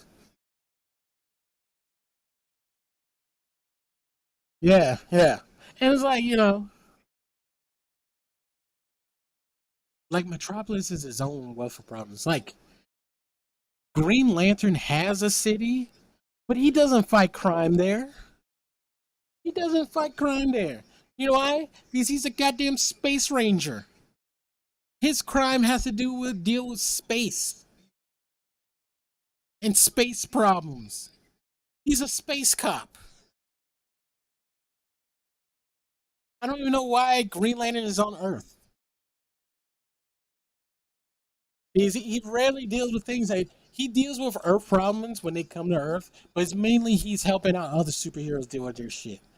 I, besides Sinestro, I couldn't tell you one Green Lantern rogue. I don't know who they are. I can tell you fucking Flashes. Flash has some cool ass fucking rogues gallery. His is almost as cool as Batman's. Batman has the cleanest rogues gallery, like the weirdest, creepiest one. It's like, yeah, yeah, yeah, that fits for a Batman. Batman's kind of like horror. He's kind of scary. He's kind of occult and shit like that. The Flash is just a goofy guy who's got super speed and can just do goofy things. Like old school Flash has him like doing like a one. He's like doing Flash shit, like being the whole basketball team and shit like that. Like he always has him doing goofy shit. He's just like he runs fast. Like what else would he do except for goofy shit?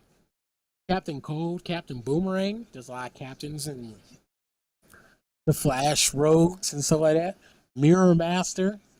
And his villains pose an actual threat. Like Mirror Master. His shit is that he controls a mirrorverse and he's able to go in and out of mirrors at will. It's like, excuse me, what? I don't care how fast you are. If I'm able to just leap in here and leap out there, bruh, shit. How you gonna catch me, Flash? Yeah. And it's fear. It's like yellow is fear. So yellow belly is like, what? Really? I guess. You know. Green Lantern's the only one with like an actual cool secret fucking identity. He's a goddamn test pilot, so he is a man without fear. I test experiment airplanes to see if they actually can fly. He's been involved with crashes and shit like that. It's like, oh yeah, yeah, yeah, that makes sense, yeah. Like Superman's a reporter.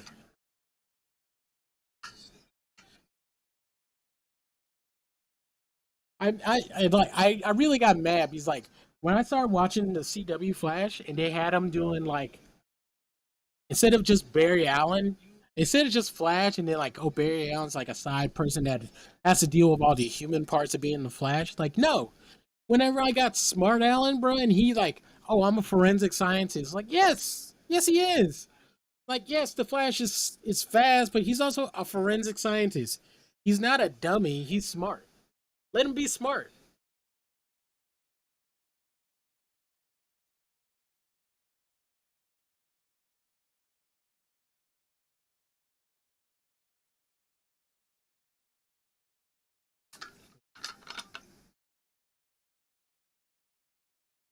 Yeah, I don't know. It's well, he no, but like, yeah, he's the fastest because in spite of him being white, he's lightning fast. He's had to be augmented to be a fast white boy, bro. I mean, look, that's better than like every black superhero character either having like electricity or ice powers. Well, that brother fast as lightning, or heaven forbid, wind powers, bro. Well, Ezra Miller is like really weird, and like that whole Snyderverse version of all the superheroes is like all of them was really weird. I really hated Superman. I hated the Snyderverse Superman. I loved Henry Cavill as that, but I hated like a bunch of shit about him, bro. Especially the way that Pa Kent dies. It's like telling him like, no, no, no, no, we can't reveal that. Like he's fast enough, and it's a fucking tornado.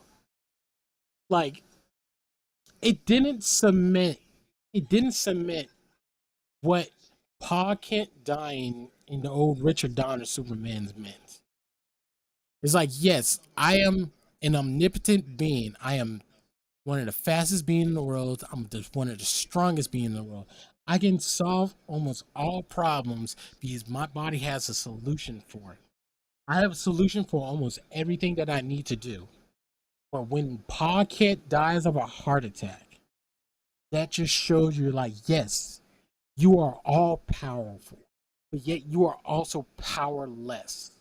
Because your powers can't solve everything. Superman can't solve everything. That's a beautiful thing, a beautiful flaw to establish in them.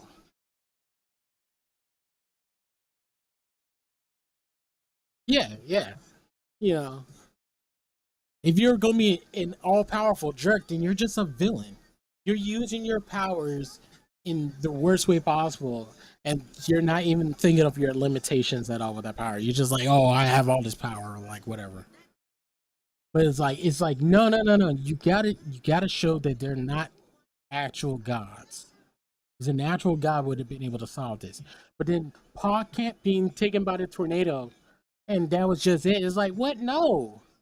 He could have saved them. He literally could have saved them. Him saying, don't save me, defeats the purpose. And like, if you tell me, like, oh, he didn't want him to show his secret identity, fuck you. No one would have paid attention to that. Okay? That would have been, and he could have done it in a way that he could have saved them. Like, you're telling me this is the first and only time that Pa Kent's been in trouble like that, and like Clark didn't use his superpowers to save him? Fuck you. That's unrealistic.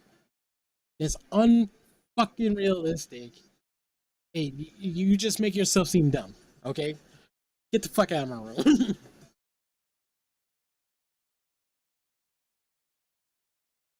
Yeah. Lex Luthor just being an all-around hater is just it's just golden, right? He's just hating, just be hating. But he's hating for good reason. Like, no, no, no. All y'all look at this omnipotent, superpowered being, and you just give it to him willingly. Like, no, no, no. We need a way to be able to take him over. It's just like, it's like why Batman is the perfect kind of foil to the Justice Friends and stuff like that. He's like, no, I'm a regular dude and stuff like that. But that's also why he's the leader of the Justice League. People think that Superman would be the leader because he's the strongest. Like, no, no, no, no. Batman is the leader of the Justice League. He hands out all the assignments and he tells them what's going to happen. He's the strategist of the team, yet he's the fucking leader of the JLA. All right. And for good fucking reason. Yeah, but deport him to where? To where? He's an American citizen. I don't care that he came from outer space. He's raised in goddamn Kansas, okay?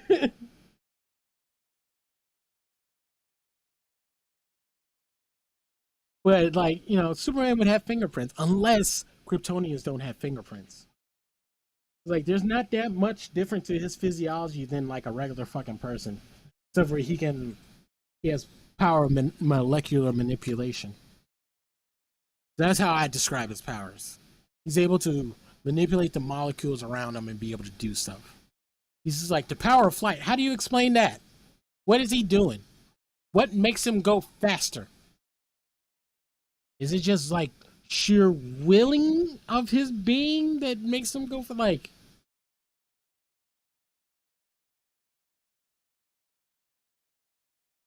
Like, it hurts my heart that you can't explain how he does shit. Like the eye powers, it's like what is he doing with that? Like, what exactly is going on? Hmm. But I mean, that's also like, you know, what makes it great? What makes it comic books? What makes it superhero? Like, he can just do that. Oh, well, how can he do that? I don't know. He just does. He doesn't even know. He just has this power.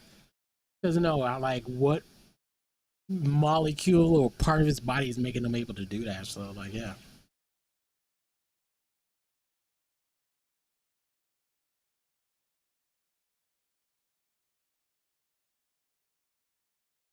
Right?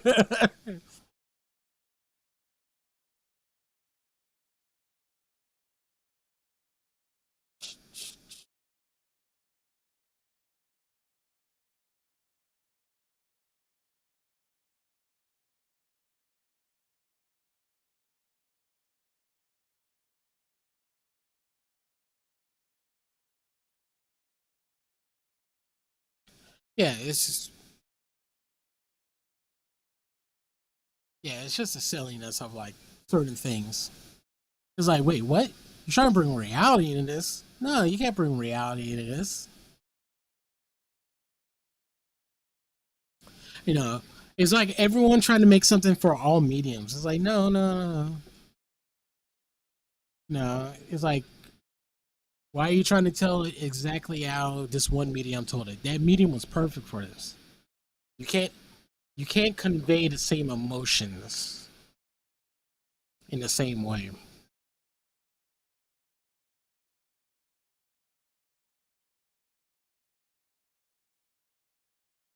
Yeah, I guess that could be one interpretation of it. Because that could be one way that you do take it, is like no one's hyper altruistic and stuff like that. But then also like you you can have people deal with real human shit, and then like there's the superhero aspect of it.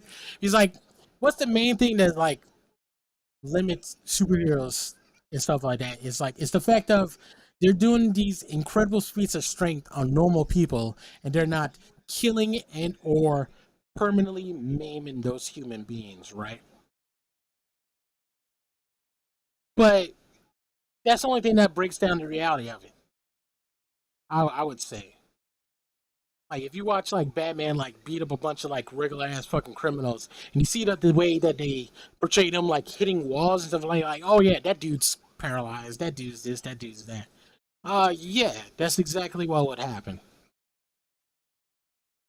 So I think it's just the altruistic nature of like superheroes can do it all and there's no casualty to life, which is like a very hard thing to like find in all believability.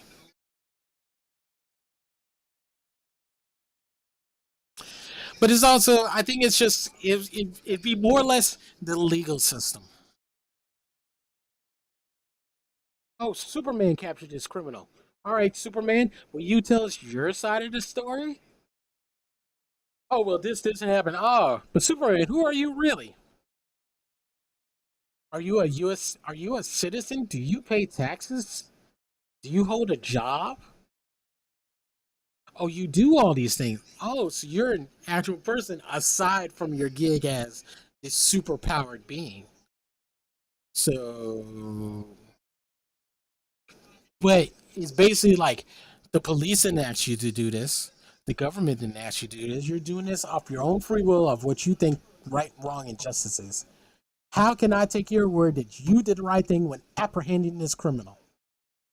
That's probably why all the Batman villains are in Arkham Asylum, because it's like, all right, we can't use the testimony of Batman to put you in prison, but we can use the what you've done and who you are as an individual to lock you up forever in an insane asylum.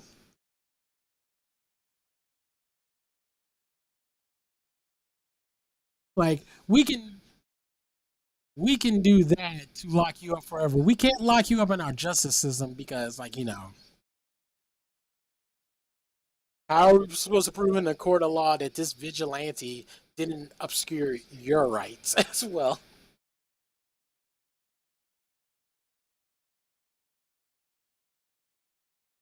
Yeah, I guess, but like, it's like painting broad strokes. Like, because like you would also think is like, okay, the big level villains with political power of any kind would be it would automatically be villains. So like, oh, so you can't use your powers to for altruism for good at all. Blue collar workers, most of them would be what henchmen, right? They would be the henchmen with powers. Oh, I couldn't. My body makes a toxic substance, so I couldn't hold down a normal job, and it's so toxic that I can't be a regular superhero because everyone I kill, everyone I touch, it murders. So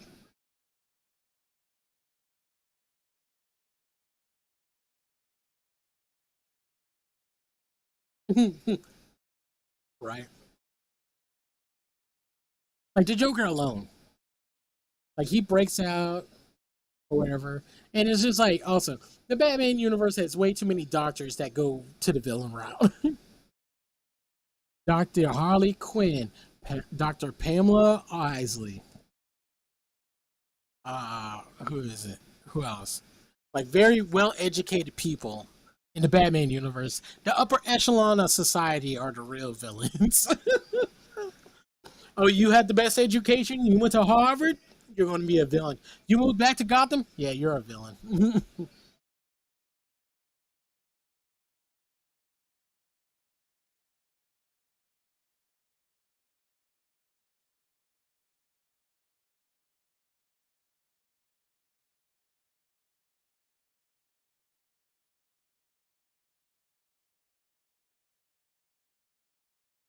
Yeah, it depends on which side you're on.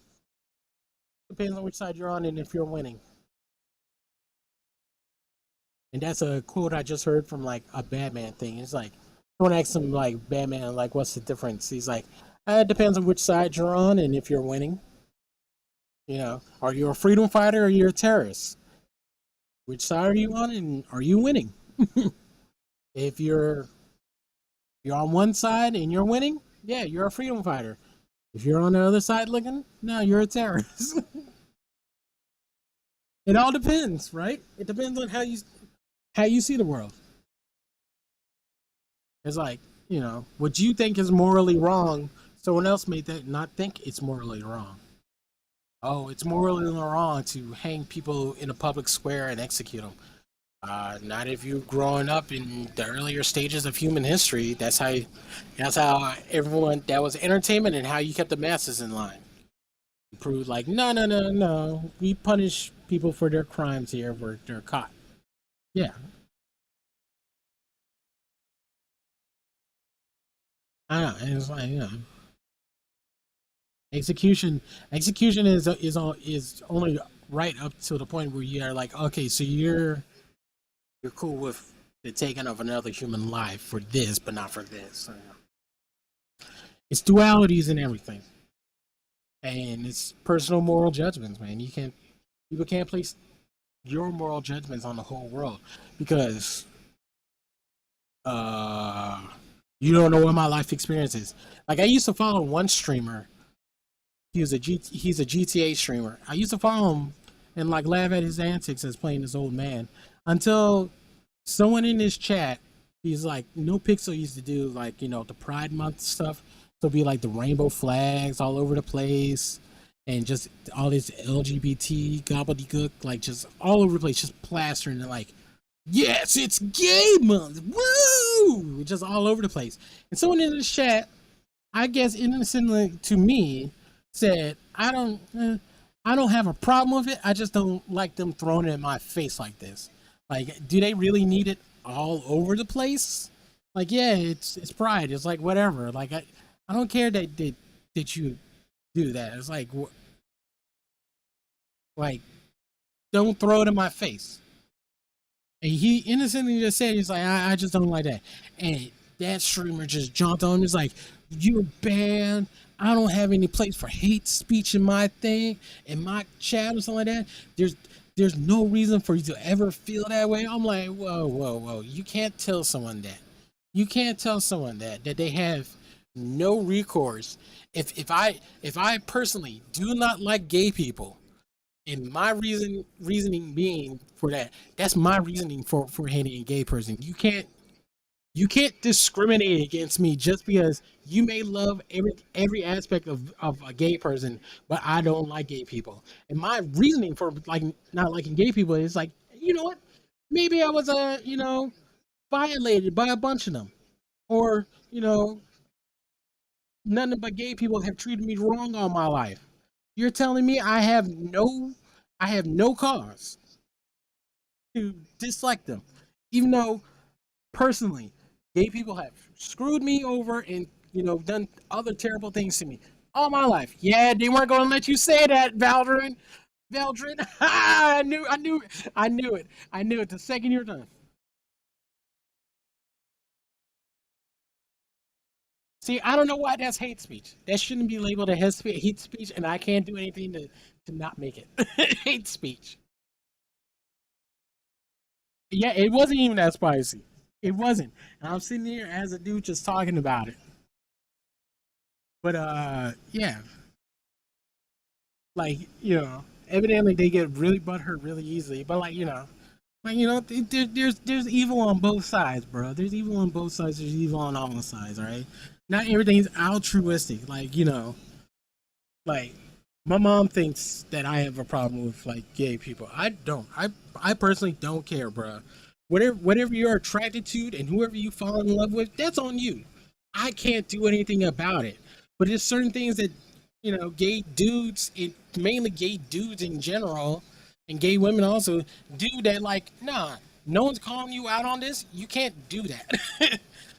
You can't do that. It's like, and it's other certain things. It's like, it's my like I'm trying to understand like where the gay voice came from.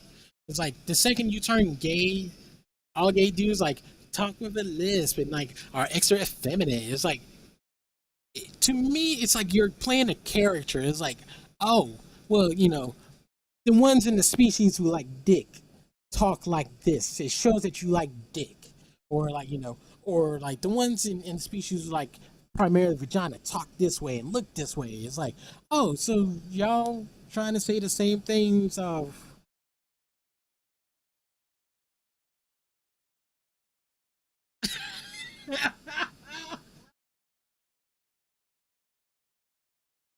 Right when I say no. Yeah, no, no. Like I don't have a problem with you. I I try to figure it out. I am a human being who loves humans. I love trying to figure out why someone is. You sometimes like even fetishes. Like, all right, I saw the moment when a kid got his foot fetish, and that was I was watching an episode of Property Brothers. They were showing these houses to these people, and all of a sudden, this kid was messing around with people's feet. Like, because like kids are just generally left around adults' feet and stuff like that.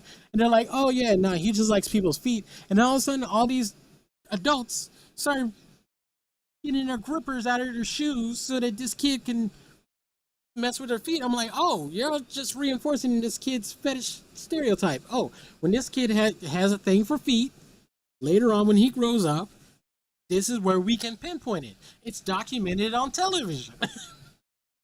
It's documented right there. That's where your foot fetish comes from, sir. And everyone has that shit in their life. Like, oh, you don't like this particular thing, or you're overly excited about this thing. Where did that start? Because it doesn't come from anywhere. We all learn how to be human beings from other human beings, and it comes from other human beings. That's why I don't talk down to children. I talk to them as little human beings who don't know.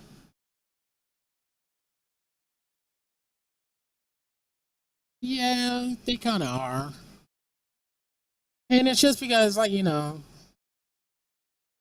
to go 0 to 100 with that shit. And, like,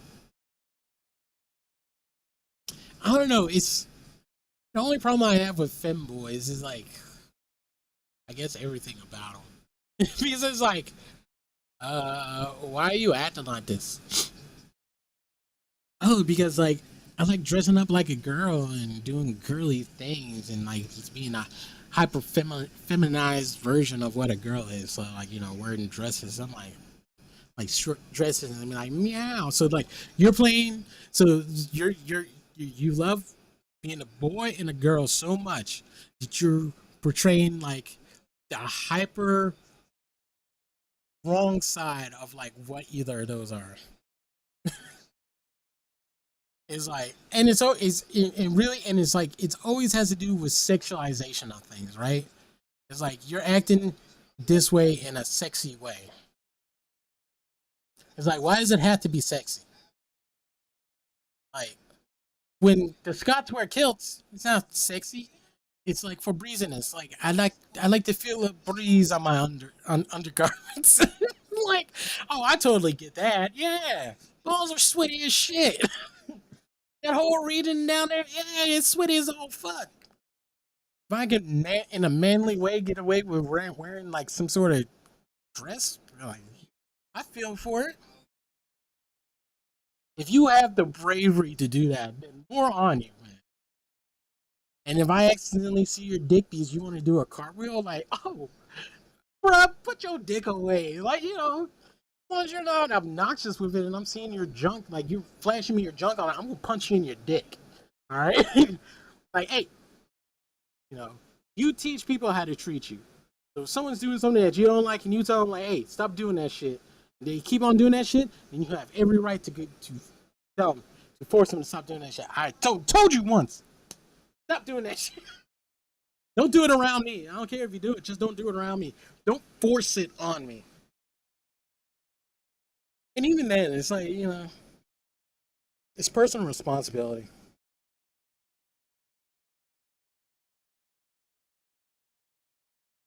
Yeah, being outraged for other people is the worst thing that has happened so far. I'm so mad for this marginalized group. Why? Why are you mad for them? Because it's unfair. Everything's unfair in life. Why do you care about unfair? You're not really helping and making it more fair by whining. You're actually making it worse. You feeling that you have to help this marginalized group makes me think that you think lesser of them. He's like, I got re-shown this like interview. These like racist ass white people saying like, oh well, black people don't know how to get to the DMV. Black people don't have access to the internet. And then they immediately after like some black people like, hey, you know where the DMV is? Dude, it's like, yeah, it's like down the block and up the corner. Oh fuck yeah, I know. Like, do you have ID? Like, yeah, I have ID. Every black person has ID. Everybody has ID. Like some form or another. You can't get anywhere in life without one. Not even a driver's like a driver's license. I can understand people not having driver's licenses if you live in like New York or some shit like that, where you literally do not need a driver's license because you can get to anywhere without having to own a car. I live out in the goddamn country. I need a car. I can't walk, or there's no public transportation for where I am. I live out in the goddamn country. There's no buses that run through here. There's no subways that run through here. I can't. I could call a taxi, and a taxi would have to come down here, and I get charged an exorbitant fee, until Uber, like gypsy cabs and shit like that. Like even then, like I don't trust gypsy cabs. So like shit like that. Like, don't come whining to me just because that person doesn't have a driver's license. Like, I expect them not to have a driver's license. They lived in a place where they didn't really need it. Or, I don't know to have a driver's license. Why? Because I literally bike everywhere I go. There's ways to not have a driver's license, but an ID, you need an ID for everything, my dude. For everything. If someone asks you, like, hey, do you have identification? Like, no. You will get kicked out because you don't have IDs for these places. Oh, do you have identification for this? Nope. Oh, nah. I need you to go on somewhere.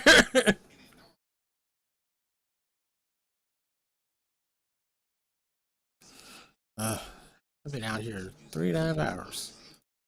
What the fuck? Why isn't that counting this?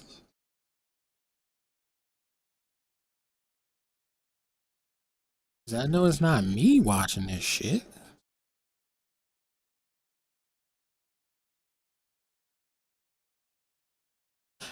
Right? You gotta keep quiet, keep it to yourself, and let it roll on. Like, talk about real marginalized is like when you literally can't do shit.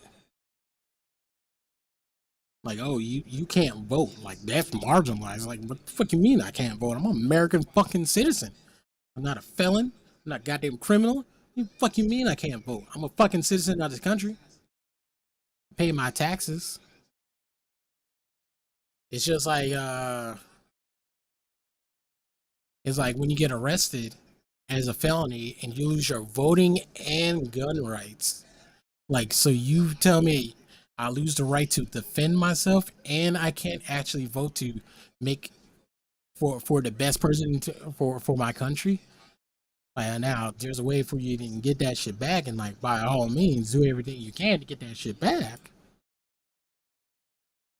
Like even if you were a violent criminal, bro, as long as you paid your debt to society, man, like there should be a path to getting rights and stuff like that back. That's all we have as citizens, bro. Everyone talks about the rest of the world, think that they run like America. Nope, nope.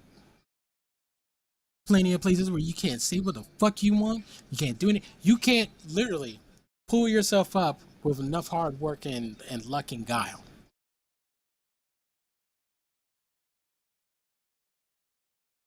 Yeah, and there always will be tons of things that will be fixed. Why? Because we are really the only melting pot country there is.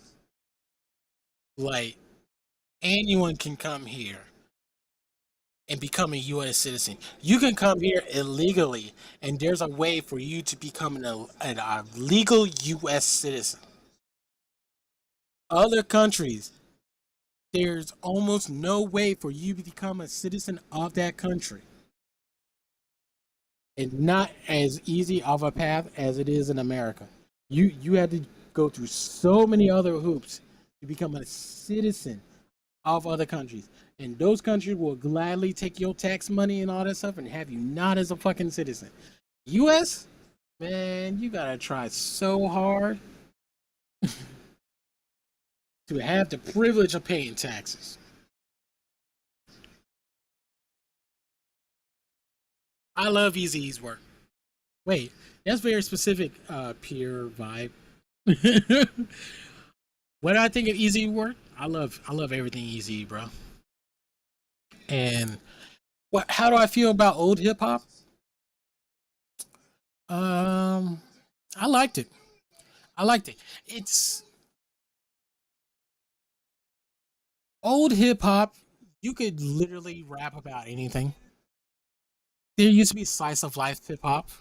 Oh, I wish it was a little bit taller. I wish it was a baller. I wish I had a girl in a car. Yeah, you could have like just run in the mill rap. You have Will Smith just rapping about parents not understanding you as a teenager. Old school hip hop, yeah. You used to be able to rap about anything, but like nowadays it's like you either get lumped in with like nerdcore or some other things. Like if I wanted to rap about D&D or like, you know, or anything else. Like you're not classified as hip hop.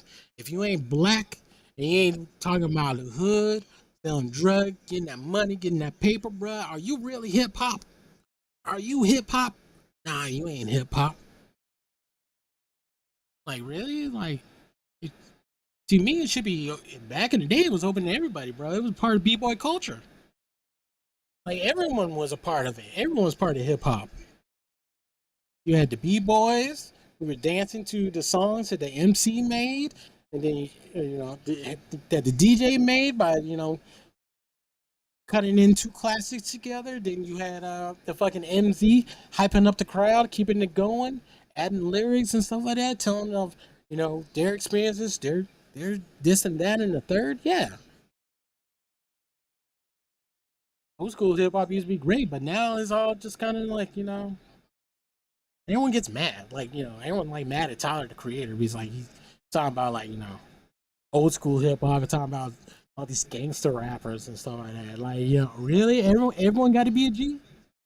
That's the only way you make money is being a G. I think it's a disservice that like not everyone can sing rap songs out loud. There's so many drops of the N word, like bruh, like I'm saying you don't hear radio. You know, I don't even know how musicians make money now. How do you make money? Because like These people are counting like streams and downloads as like success. Like, excuse me? How's that success? Oh, this one song was downloaded 1 billion times. Oh, how much money did they make off of that? Oh, they didn't make any money off of it because it's playing on YouTube Music or Spotify. And the artists, do they get a cut of like the Spotify is like free. If you're willing to endure commercials, Spotify is fucking free. YouTube Music's free. All these like things are free if you're willing to listen to ads. So like, how much money per song download do you get off of that shit? Like, what's the metric off of that? Like, now artists have to go touring and stuff like that. Because if I can listen to your whole album without buying your whole album, where are you making your money? Where's the studio making money? Exactly. There's so many rappers kids now that talk about, oh well, the struggle this. Like, I heard Snoop's kids talking about struggle. Like, no, I know y'all didn't struggle. I know Snoop's been rich forever. Snoop was so rich, got so famous and so big and so rich that he won a murder charge. Like, everyone forget this. Snoop literally murdered somebody and was on trial for that. Beat the allegations, beat the charges, even though everyone knew he probably did murder that dude. I'm not saying if he did or didn't, but not proven in the court of law he didn't murder that dude. But Snoop don't do gangster shit no more. But he been rapping about being a gangster for forever. Like, exactly how long of a time span since he was a teenager and he first got into the fucking Crips to being a rapper about to rapping about his life as a Crip? Was he actually a Crip? Like, I heard that, Chris Brown got jumped into the Bloods, like, and he was like 30 when he did it. It's like, bruh, why are you an old gangster? Why are you getting jumped in? You from Tappahannock, Virginia, motherfucker. Why are you? You're a multimillionaire. Why are you getting jumped in? That shit don't make sense to me. Well, yeah, because no one can. You just know that you're going to do it one day. Maybe not today, maybe not tomorrow, maybe not even that as you're still living. 'Cause I guess that's also the thing about it. It's like, when you have access to so much and people can just put their stuff out there, how do people find you? Like, back in the day, you used to find new artists by either they opened up for someone who's bigger than them, and you heard it at a concert, or the radio, because no one had quick access to just like music. And now we're at the behest of algorithms and stuff like that. Like, I remember I learned about the Black Keys because I made a Pandora playlist with the White Stripes. Not Gay Naked Twister. Wonderful name. Thanks for the follow. Not Gay Naked Twister. It's just purely Gay Naked Twister. Like, how do you find, like, now that there's an algorithm and stuff like that, how does the algorithm let you know what the new hotness is? By pairing it with some shit that you already know. Like, oh, you like this song. Well, here's some shit that's kind of like it. Like, what do music algorithms base that off of? Is it just purely beats per minute? Like what are they basing it off of? Because sometimes it's a hit. A lot of times it's a miss. It's like, wait, what is this? Like, if you make a playlist, like, what does this playlist have to? But Eazy-E, I love Eazy-E's work. This shit was funny. He had a bunch of funny ass raps about doing some gangster ass shit. Or just like, we want Easy. Bow, bow, bow, bow, bow. And it's just like a whole concert about him being easy. Like, hey, Easy. Hey, Easy. Why you wear your pants like this? I wear my pants like this for easy access, baby. It's just like irreverent rap, bro. Like, I loved it. I loved it back in the day, man. And back in the day, like, bro, Everyone, like, I grew up in Virginia. Everyone I know, everyone black, never talked like they were from Virginia. So not a southern accent around any of them. All of them, all these Negroes wanted to talk like they from New York. So they saying like shouty and like all these other back in the 90s, New Yorkisms and shit like that. What did you say now?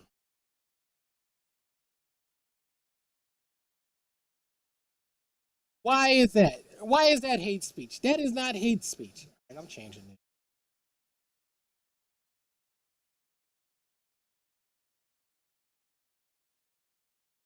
Let's go one level down because you should be able to say that. I don't know how that's hate speech. You should have been able to say that, Vel.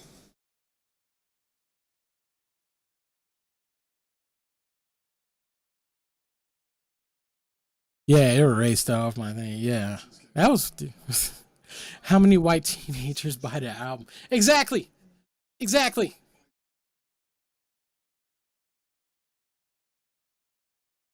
That's how you get. It's like, can you branch out to the other races? Like, how well can you branch out? And like, there's tons of rap that, like, don't aren't mainstream successes. There's like a bunch of like Korean rap and Japanese and Asian rap. Rap is all over. Rap is universal. There's so much cool shit, and like, black people trying to gatekeep it. Like, oh well, that's cultural appreciation. How dare you rhyme stuff to beats? It's called music. You lazy motherfuckers are just speaking it instead of singing it. I'm in the gang now, shouting. But all of them used to talk like they were from New York. And the last place I remember is like before then I lived in Japan, like Okinawa on the base. So, uh, ain't no one talking all that slang and stuff like that. I just knew how to talk proper English, proper American. But I lived in California, so like, I talk like a, a California head. You know, they talk way differently. I was expecting people in Virginia to talk like they from the South, which was a rare thing. Everyone would talk like they from New York. Like, why? Y'all from the South. Y'all in the capital of the South. Why y'all talking like you from New York? I never got that.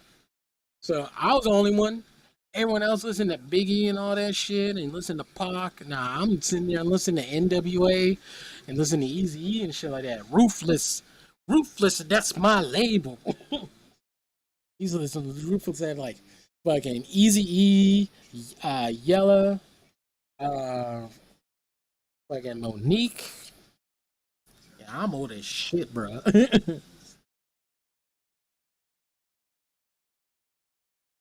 Listening to old NWA and shit like that, Ruthless Records and shit like that. I remember when that was the big three: Ruthless Records, Death Row Records, and and then the new boys on the block when Master P, No Limit Soldiers, bro, and all that shit, bro. Fuck yeah, bro. When there no limit, yeah, man. Well, yeah, of course they forgot he existed, man. These Busts ain't been putting out bangers like that, bro.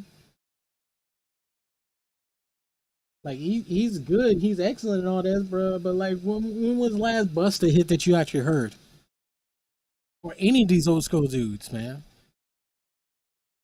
Like they're still behind the scenes, except for like, no one says like, oh, I got that new Buster album and shit like that. They don't even go out and promote shit. They promote shit on like old memes, like as I said, how do you find music nowadays? I don't even know how I find music. Like I make playlists off of YouTube Music of songs I like, and it does a pretty decent job. It'll give me like a bunch of shit that sounds like it or from like the same person.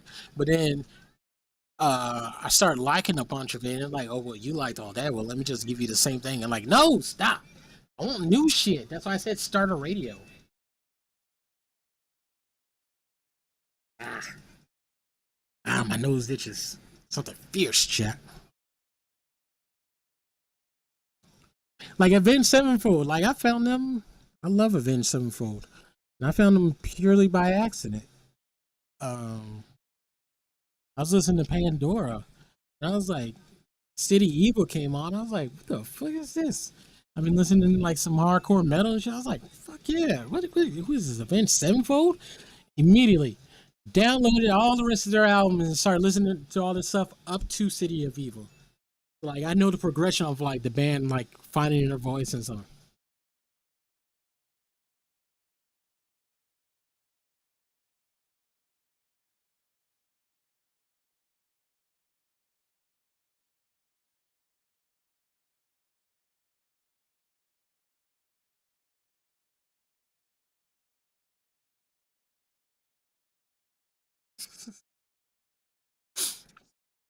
Yeah, yeah, same here. I mean, it's like it's whatever you're listening to. I say what strongly what in a person's life what strongly dictates on your tastes and certain things like that is things that give you happy memories as a child, but then it's when you become a teenager and the things that you do or get into to either get to be relatable to your friends or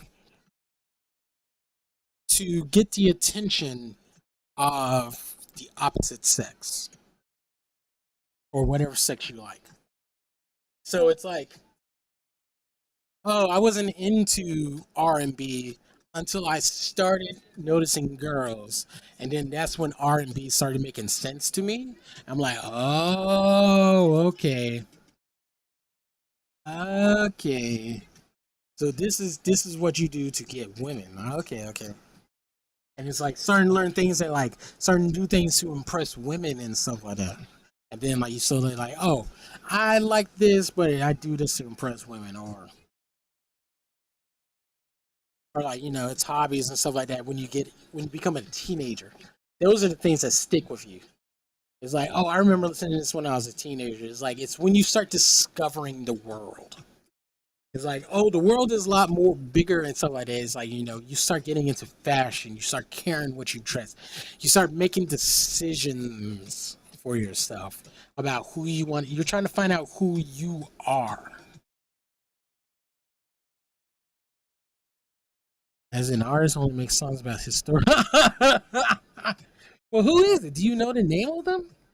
If you know the name of them, I may have heard them. I listen to a lot. I used to listen to a lot of old shit. Like, have you ever heard of this artist called Green Jello?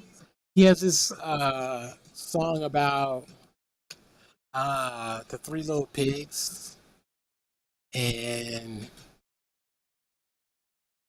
I can't remember the name of the group, but they have a song about Lord of the Rings, and it starts off like Bilbo, fetch me my king. The Winged Hussars. Oh, Sabaton.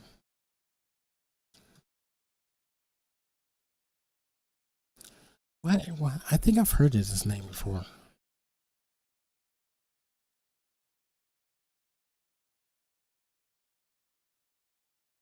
Okay, yeah, yeah, yeah, yeah.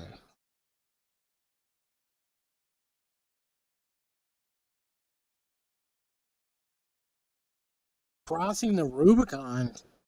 We're talking about Caesar? What the fuck? That's cool.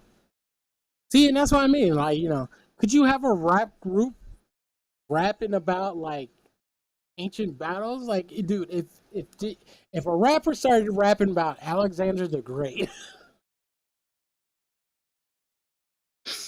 that would be wild, bro. If some rappers just started rapping about Alexander the Great, that would be. Oh man.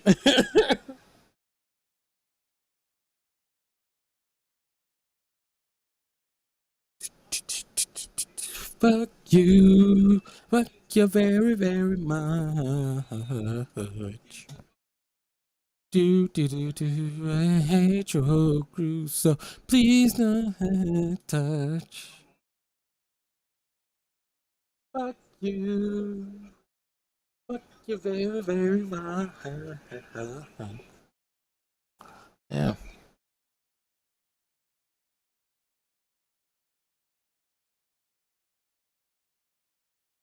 Like cake is cool. Cake is part of that chapter of American music where everyone had horns and everything. Where ska was king for the love of his time. It's kind of like, oh, when everyone started making Gwen Stefani into a thirst trap, that's when we lost, like, No Doubt.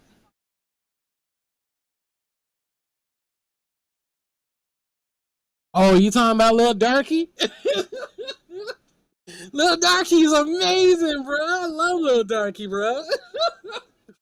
But that's what I mean. It's like, it's like you ask people like, do they like music? And they're like, oh, I love music. And then like asking people like, oh, so do you know like about Lil Darky? And so like it's like it's like it's it it's when you question people like, oh, you don't love this genre of music because you've never heard anything weird. You just listen to mainstream shit. You listen to shit that gets played on the radio. You listen to shit that gets played everywhere else. But there's like shit out there that's like weird as fuck. And you're like, oh fuck. I don't know if Lil Darky rapped about Hitler, but like, bruh, Lil Darky, dude. The first time I heard that name, I was like, what? What is this?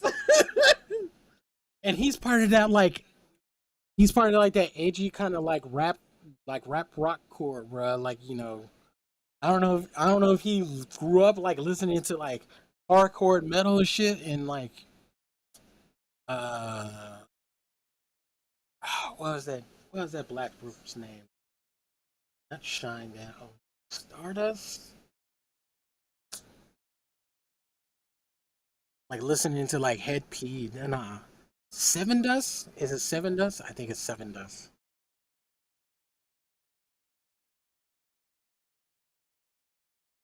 Yeah. Seven Dust, bruh. Like Seven Dust is like something that I knew back in my day that like I was like, wait, there are a bunch of black dudes? I didn't know there were black dudes. It's always that weird thing when you see like, there's like you would think like, oh, black people only in like there's only black. If you want to be black and in music, then you have to be like a rapper and shit like that, or an R&B artist. But like I always loved it whenever I hear like, wait a minute, you're telling me there's a black rock group? I'm gonna listen to everything that they say. Like, is it about the hood? No, it ain't about the hood. Even better. Oh, okay. I don't know. See, like you can listen to old like Yeezy and shit like that. Even listen to new Yeezy. It's like whatever, bro. It's more or less along like, is he getting you to listen to him? Is that be the main thing, right? It's like, oh, you're doing all this, or you say you're a rapper. All right, then like prove it. Like, do people listen to you? Like that's the thing now, bro. You got to get people to listen to you. There's so much ways that people can get into different industries, like entertainment industries. But if people can't find you, you'll never be truly successful at it. Like I am appreciative and grateful that y'all found me here on like Kick and Twitch and YouTube or whatever, whoever's wherever y'all watching me from. And I'm glad that y'all talking in the chat about this because if not, I'd just be talking to the ether and stuff like that. But as you can see, there's not a lot of people watching my stuff because like Bill, you have like dominated this whole chat room conversation, and I thank you for it. Thank you for talking in it. Now, if all the rest of the lurkers talk, hey, I would, I would love that as well. But it's like I have no true power on if someone finds me or not. Because it's all up in the air of the algorithm, and if someone notices it, if the website deems me worthy enough to be on the front page or something like that. Why? Because people are lazy individuals. If I gotta And I know this for myself. If I do a Google search and I gotta go to the third page to find my shit, that shit's not getting found. Because I'm not going to the third page. If it's not on the first or second page, it's never gonna get found. Which is bad because there's a bunch of sponsorship bullshit and like fucking search engine optimization that's going on. That for some reason there's like a lot of like scammers and shit like that gets to the top of the pages when the shit you actually want is on like page 4. It's a shame. It's a shame that the internet is built that way. But it is. There's nothing I can do about it. If you look up Pterodactyl Jones right now, like mine is not the first thing that comes up. It's some old black hip hop artist that didn't go anywhere. Pterodactyl Jones for me comes from a joke that I heard on the Thrilling Adventure Hour about a detective who is haunted by the ghost of a pterodactyl. You know, and that's why the main character on there calls him Pete Pterodactyl Jones, and that's not his name. It's just he's a detective who's haunted by a pterodactyl, and I took that as my D&D character because I was going to make an adventurer's name out of that stuff. But he ended up becoming a high elf, a tanned high elf gunner that slings around pistols all over the place in D&D. Whose family got murdered by demons who invented guns. So he reverse engineered what they was, and now he's just going on D&D stories so that he has stories to tell his kid when he meets them in the afterlife. That's the name of my Twitch name. That is the origin story of my Twitch name. He is my D&D character that I have played for years. He's level 14 right now. I will never be able to get him to level 20 because that campaign is long gone. Me and my brother don't talk to those people no more. Not out of hate or anything like that. We just don't talk. And I don't know if there's any real way to get them all together. If there was a way to do it, I would love it. I'd love to be able to go and do more of that campaign. It was so boss, bro. He made a wonderful villain. The villain learned time magic because he wanted to see his parents again. And the dude who taught him time magic said, you should never be able to do that shit. And he said, since he can't go back in time and fix his problems, he's going to make it so that no one else will be able to time travel. Or something along the lines. It's been quite a few years since I played that campaign. But I love that. And the question that we had going from like hours ago now about villains. Villains make great superheroes, bro. If your villain doesn't have a compelling story, and it's not one of those of like, oh, he's just misunderstood, oh, he's just doing this. Like, no, villainy is villainy. And the second that you're doing it for greed instead of altruism, that's when villainy happens. And the way someone becomes a villain should be that, but why they're a villain should also be compelling as well. Because like one example of a great villain that I give every few months, because whenever I talk about villains, I love this story about it. Aquaman, one of the lamest heroes in DC ever, right? Dude who controls fish, lives in Atlantis, whatever. His main antagonist in that series is a dude named Black Manta.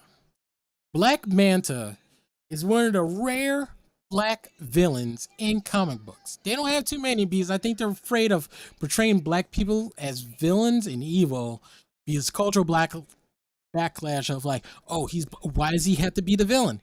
Because he's just a villain. He doesn't have to be a villain, but his choices in life has led him to villainy. That's why he's the villain. That's why he's the nemesis of this villain. Black Manta is a dude from fucking Baltimore, Maryland. All right? Let that sink in. He's not a darky that happens to be from Atlantis because Atlantis got a few darkies in there or something like that. He's not a dude from Africa who hates Aquaman because he grew up on the West Coast and Aquaman was his main foil. Like, no. He's an American. He grew up in Baltimore. I forget the exact reasons why he hates Aquaman, but just that alone, he's from an actual place. He's not in DC. They're always made from weird. They're made from Metropolis or Gotham and stuff like that. Places that are real places, allegories, but the real places still exist. He's a black dude from Baltimore, so like, why is this dude swimming around in the water first and foremost? And the other thing is, in the comics, at one point, Aquaman was pronounced dead. He's one of the rare characters that like actually dies, but then there's a trope of him always coming back by like magic or some shit like that. Like Arthur Aquaman of Atlantis. He canonically dies or loses his hand trying to save his sons, whatever. So Black Manta hears about this. Now he's not the reason why Aquaman is dead, but he hears that Aquaman is dead. And because his arch nemesis is fucking dead, he goes back to a life back in Baltimore and he lives a normal life. He becomes a fishmonger, right? He's selling fish at Baltimore Harbor and he's been doing it for like, I think 6 months to a year. He's Aquaman's dead. His lifelong arch nemesis, his reason for being a villain, is gone and dead, right? So then he just goes and starts living his life as a nigga from Baltimore. All right? He's doing that one day. He's just fishmongering. And he looks up. He sees on the news that Aquaman is fucking alive. Immediately, his hatred for Aquaman surges anew and boils over. He murders and destroys everyone at the Baltimore Harbor Fish Market and returns to being Black Manta. He fishes his Black Manta outfit out of the fucking closet, reactivates all his thing, and gets his henchmen back in order because his fucking arch nemesis is alive once again. That, my friends, is a fucking villain. Okay? That, my friends, is an arch fucking nemesis. They're not frenemies. That's his fucking arch nemesis. His whole reason of hate and his control of hate is stemmed towards Aqua fucking Man. And it's so embroiled that like this dude is the bane of his existence and he will do anything to kill Aquaman. Like, he didn't even give two shits about Atlantis when Aquaman's gone. He's like, hey, the main thing that's stopping me from fucking up Atlantis is gone. Nah, he didn't care about it. He went back to a normal fucking life. And upon, he's living that life for a year. And upon learning that his fucking op is still fucking alive, well, let's go back to work and start doing the family business again of hating this motherfucker Aquaman. And goes and does that shit. Bruh, that shit, that's villainy that's hating. That is hate that you aspire to, bruh. I don't even use the word that I hate people anymore, because if I can't hate someone on that level, then I truly do not hate that person or thing. If I said I hated bears, if I said I hated fucking bears, and then I find out bears are extinct from this fucking earth, and I don't have to have hate for my bears in my heart anymore, that's one thing. But then upon learning that bears fucking exist in this world, and I have to turn back on that hatred and make sure that every fucking bear in history is fucking eradicated from this very plane of consciousness and existence that is here on earth, yeah, that's fucking hate. Everything else you dislike. If you don't see your life will be better without this shit,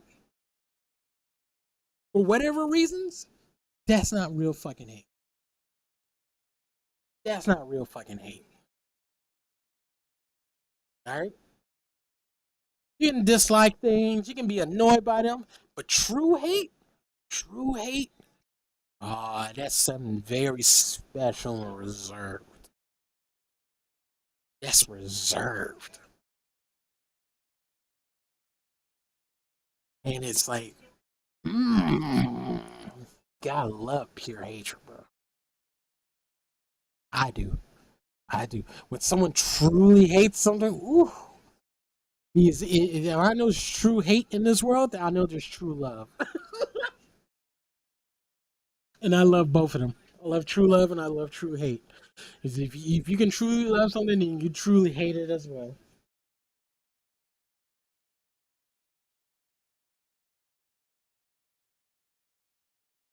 Nanunan, red balloon go by.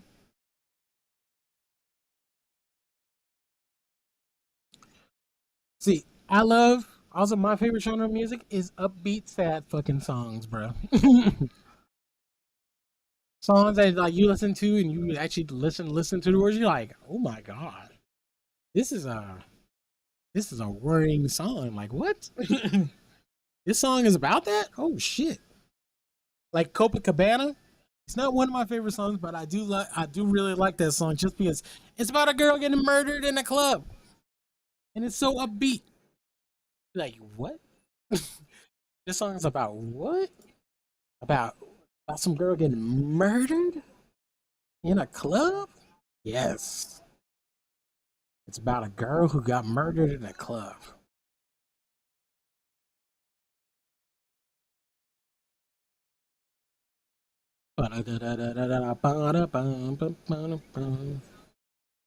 Ah, yep. Max was right. Yeah, drinking that Red Bull, yeah, it just brainwashes you. Front loads all your energy. I need to get some food in me soon, chat.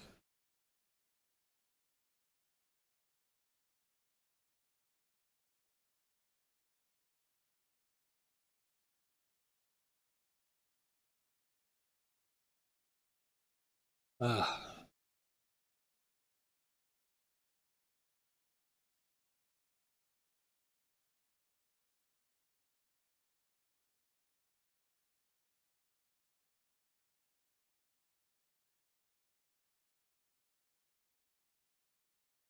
Mm. My nose has been itchy, chat. But yeah, I think I'm gonna go real soon and make me something to eat. Uh, I'm not gonna make any promises of coming back online to stream. It was kind of good to start streaming early, even though it's only been 4 hours. So started at right at noon, right when I woke up. Ha ha ha.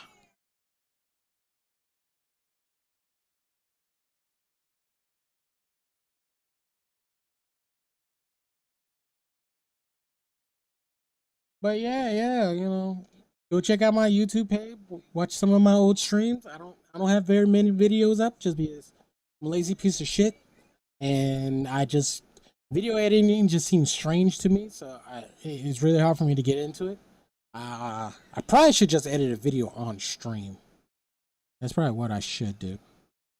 So I can get feedback and do all that stuff.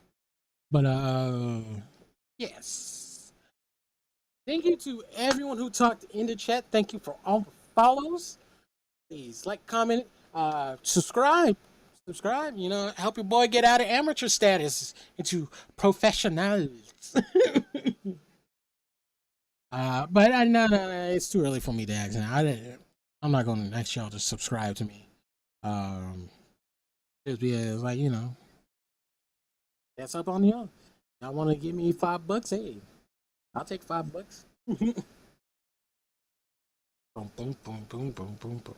But yeah, But thank y'all. Appreciate y'all. Thank you for talking in chat. Letting me yap for 4 hours. And I'll see y'all in the next one. Bye bye. Long